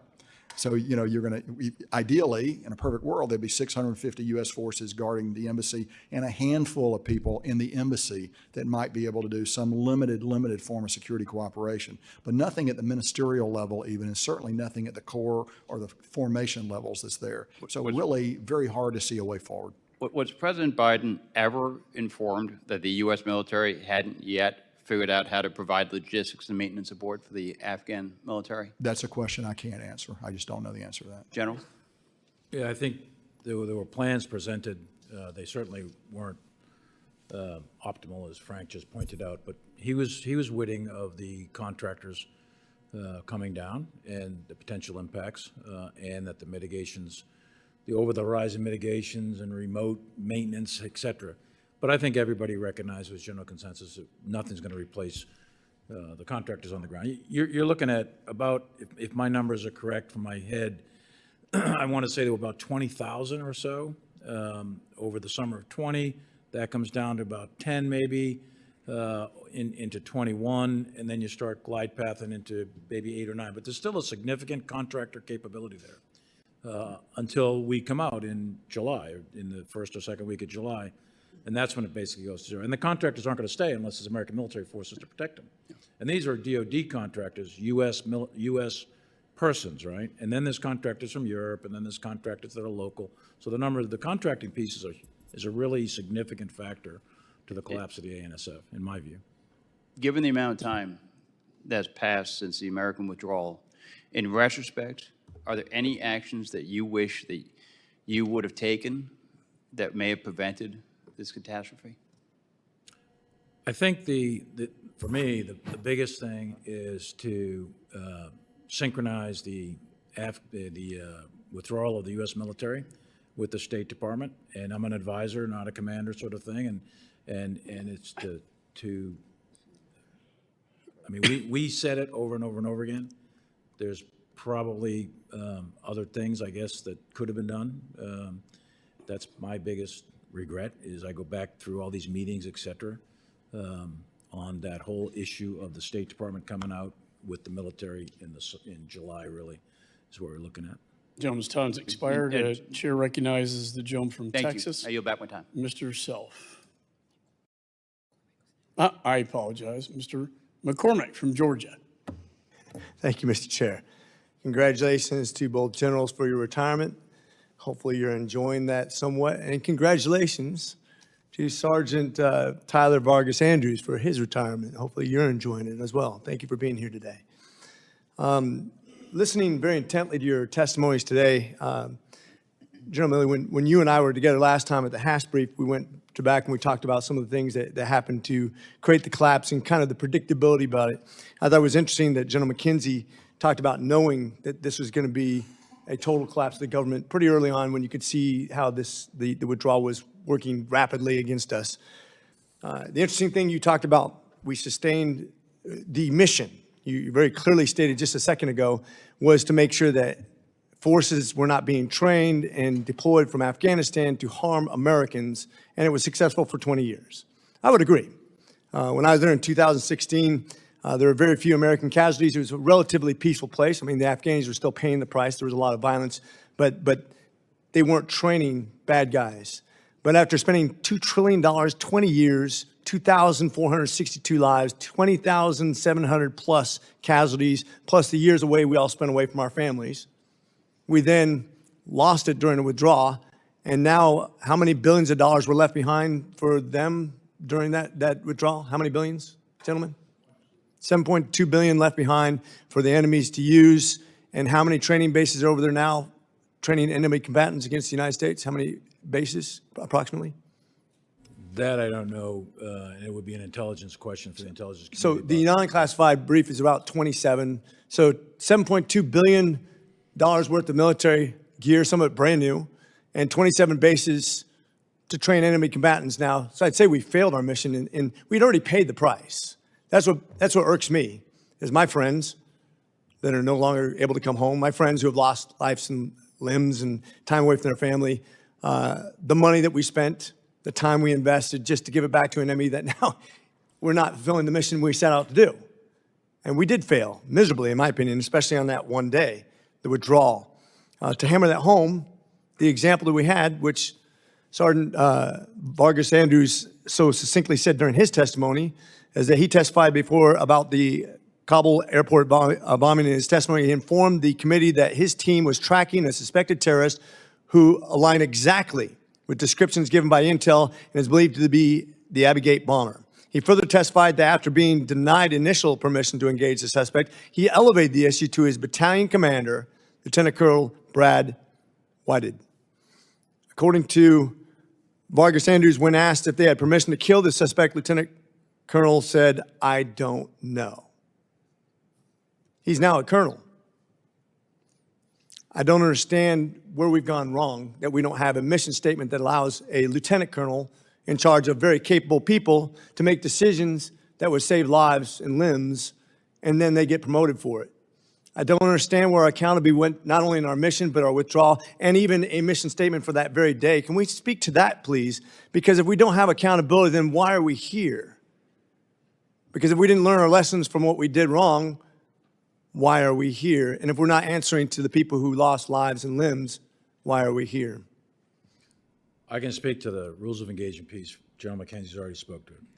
The standard rules of engagement that you're familiar with and that Corey Mills is familiar with, and former Colonel Self and everyone, Colonel Waltz, et cetera. It's positive ID, hostile act, hostile intent, you pull the trigger. You don't have to ask permission of anyone. Every single soldier, sailor, airman, Marine, ship's captain, or fighter pilot has the right to self-defense. And if you perceive, if it's your understanding in that moment in time, whether it's Afghanistan or anywhere else, by the way, except continental United States, if you perceive those conditions to obtain, then you are fully empowered by law to use lethal force if necessary. Now, having said that, I can't speak, and I don't actually know the specifics. Well, so you don't know, but here's the funny thing, sir, is that neither did the Lieutenant Colonel. I don't know. And I would say that if I was Sergeant, and I'll finish my piece, sir. Congressman, I know the rules of engagement. So do I. No, I don't know the specific incident. Well, let me tell you what I'm telling you what the testimony was. And here's the problem is, in our litigious society where I've seen soldiers and sailors and Marines get in trouble for making the wrong decision, when they ask their commanding officer, they expect a clear answer, not I don't know, that costs people lives and limb.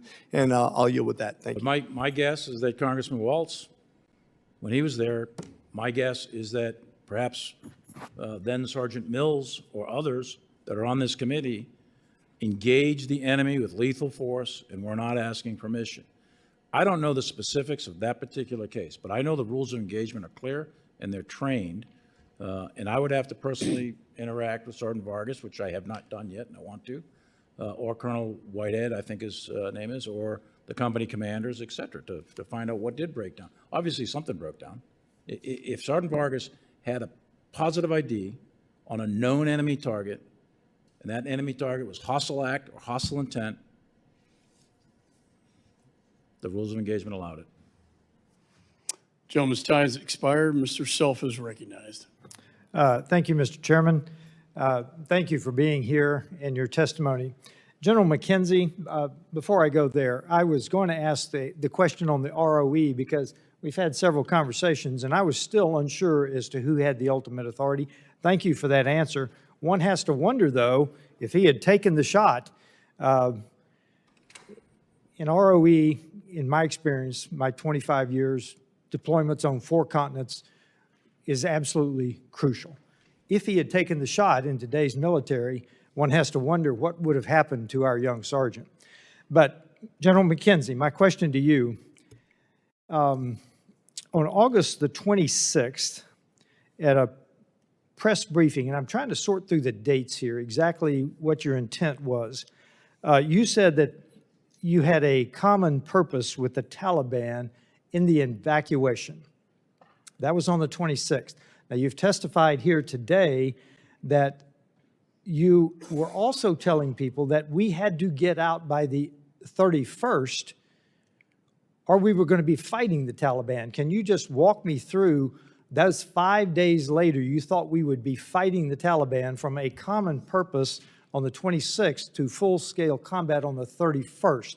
I'm trying to, what was your intent between those 5 days? Certainly. Let me just briefly talk to the ROE question for a moment. So between 16 and 26 August, 3 teams did take lethal shots with this ROE, and nothing happened to the individuals that took the shot. So let's be very clear when we talk about this. 3 people applied the ROE with success and with lethal effect. So we had an agreement with the Taliban. We were going to be gone by the 31st of August. That was, we negotiated that at a very high level. That was not a military decision, but it was rather a policy decision by the president. We were going to be out of Afghanistan. And it was clear, based not only by voluminous intelligence reports, that if we remained beyond the 31st, not only would we be fighting ISIS-K, but we'd be fighting the Taliban as well. That was very clear in the intelligence reporting that we were seeing. So when I talked to the Taliban in Doha and in the days afterwards, it was clear they wanted us to leave. We wanted to leave. Those are the orders we had, was to get out. So we did have a common purpose, and that common purpose was leaving Afghanistan. The non-combatant evacuation, by definition, is an operation where you're leaving. So yes, we shared a common purpose. I don't trust the Taliban. I don't like the Taliban. It's a highly transactional agreement, but it was designed to let us get out. And I will tell you that we certainly did not outsource our security to the Taliban, but I am confident that we would have had more Abbey Gate attacks had we not negotiated these limited agreements with the Taliban for some of the external security that they provided. Yeah, I was going to ask the two of you your assessment of the Taliban, because most people just refer to it as Doha, but I always want to bring to people's attention the formal name of what we refer to as Doha. The Agreement for Bringing Peace to Afghanistan between the Islamic Emirate of Afghanistan, which is not recognized by the United States as a state and is known as the Taliban, and the United States. That's the formal name of this agreement. I have a copy here, and I've been following your testimony closely as you've done it. I used the term naive with the Ambassador Khalilzad when he testified before this committee just several weeks ago. I think the entire agreement was naive. I think it was poorly negotiated, and I think the two of you, along with General Miller and others, were put in a horrible position by that agreement. I've heard the words here from the other side of the aisle, highly partisan hearing. I will tell you, I agree with several of my colleagues here that have said we are still paying the price for that go to zero decision. We are still paying the price around the world. Putin started moving troops within 2 months. We now see the Red Sea in its current condition, Gaza, Hezbollah standing ready. I will tell you, I think, and I'm going to, I think what we engaged in, General Milley, was not so much defending our nation, because I believe the mission of the United States military is to go and break things when our national interest requires it. 20 years there, we should have said, we're leaving. If you do it again, we'll come whomp you again. We'll break things in the interest of the United States again. And my last point is, I'm glad that one of you mentioned the sanctuary, because that was our fatal mistake in Vietnam, the sanctuary across the border in Laos and Cambodia, and it proved a fatal error in Afghanistan and Iraq as well. There was a sanctuary, a cross-border sanctuary. Last question, real quickly. Qatar is now playing a part both in Afghanistan, getting our folks out of Afghanistan, and in Gaza. Was Qatar a part of any of your discussions before this? Did it play a part? It was principally where we went to negotiate with the Taliban. It's where they hosted them. They did not have a significant effect beyond that. I will say, as we left, they began to flow, they flew people back into Afghanistan. Qatar does a number of things across the region, as you're aware. Right. They walk a very tight, thinly defined line between a number of competing interests, and they were certainly active in that at the very end of the Afghan engagement. I don't think the line is as fine as you make it. I yield back. Gentleman's time's expired. Chair recognizes Mr. Hill. Gentlemen, thank you for voluntarily coming before the committee, and we're grateful for your 86 years of combined service in uniform to this country, the country that you love. And to our Gold Star families, we're here for you. We're here to conduct oversight in your name to get to the bottom of this disastrous outcome after 2 decades in Afghanistan. And for me, it's a source of great disappointment, because I do think our nation is less safe the way we exited because of the precedent that set and the signal it sends to our adversaries around the world. And I think it was a mistake by the president to exit in his method, also as it relates to our ability to support our allies in that region. General McKenzie, I was really struck with your opening comments. And this follows lines of Congressman Sherman's questioning about playing a little bit of the game between the Trump administration and the Biden administration. But you made a very good point in your opening comments. You said that you briefed President Trump in June of 2020, and that there had been I took it to be a DOD and state comprehensive exit. So military exit, State Department exit, our strategic Afghan partners exit, and then obviously American citizens exit. Is that true that that took place in June of 2020? The plan I briefed on 3 June 2020 to President Trump accommodated the number of people that were at the embassy, accommodated the number of citizens that we knew were in Afghanistan, and projected number of Afghan at-risk people. It was not a plan that was coordinated with the Department of State. Right. But it did reflect the capacity to bring those elements out. So that got me considering, and that was from DOD's perspective, what it would take to accomplish those 4 goals. Good. So then subsequent to that, between June 2020 and the inauguration of President Biden, did state and DOD work to fine-tune a joint approach to accomplishing the goals of the June 2020 brief? No, nothing substantive was done. They maintain a NEO plan that we've talked about before. We continue to refine our plan going forward to account for the reduced numbers. Right, and of course, General Milley just testified to that a few minutes ago about his conversations with Secretary Esper and coming down to That's correct. The Christmas and then January number on the military side. So that implies then that upon being sworn into office, that President Biden and his advisors took the decision to get out completely. When was the first time, General Milley, that you were told that the president had taken the decision that we're going to exit completely from a planning point of view, not the date you agreed to, but just from a planning point of view? Yeah, that was, well, he announced it on the 14th. If my memory serves me right, I think I was informed on maybe the 11th. Right. Something like that, but it's just prior. So upon that announcement, would you say that the Department of Defense and State began a coordinated effort to accomplish the goals of the June brief to President Trump? Or was there no effort to get, as you both talked about today numerous times, both departments, State having the preeminent role on exiting the nation, and DOD a subordinate role? It was a coordinated effort, coordinated interagency effort led by the National Security Council. And we did what's called a TTX, or rock drill, a rehearsal of concept drill on 8 May. And there were several of these type things. There was tons of coordination being done. But the fundamental flaw, the fundamental principle was to, or the decision was to leave a diplomatic presence, leave the embassy there. And that is leaving an embassy in a war zone while simultaneously withdrawing your military forces. We strongly thought at the time that the embassy should come out and that it was not tenable to keep an embassy in a war zone. So we thought they should be coming out. Thank you for that. Let me switch subjects to this subject of equipment owned by the Afghan National Forces.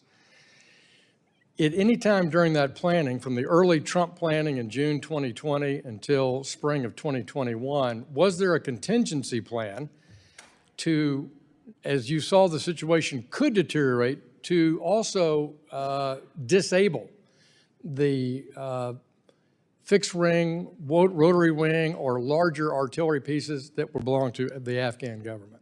I'll let General McKenzie speak to the specifics, but yes, we disabled as much equipment that we could prior to departing. But on U.S. equipment, I'm talking about the equipment belonging, you testified a few minutes ago, the distinction between, also Afghan government? Some of it. Yeah, I'll let Frank talk to the details on it. So the Afghans were using that equipment. So we, in order to allow them to use it, we didn't disable it. I would tell you at places like Kia, at the airfield, where there was Afghan equipment there after we established the perimeter, we did in fact destroy all that equipment. It'll never be useful to anybody. Yield back, Mr. Chairman.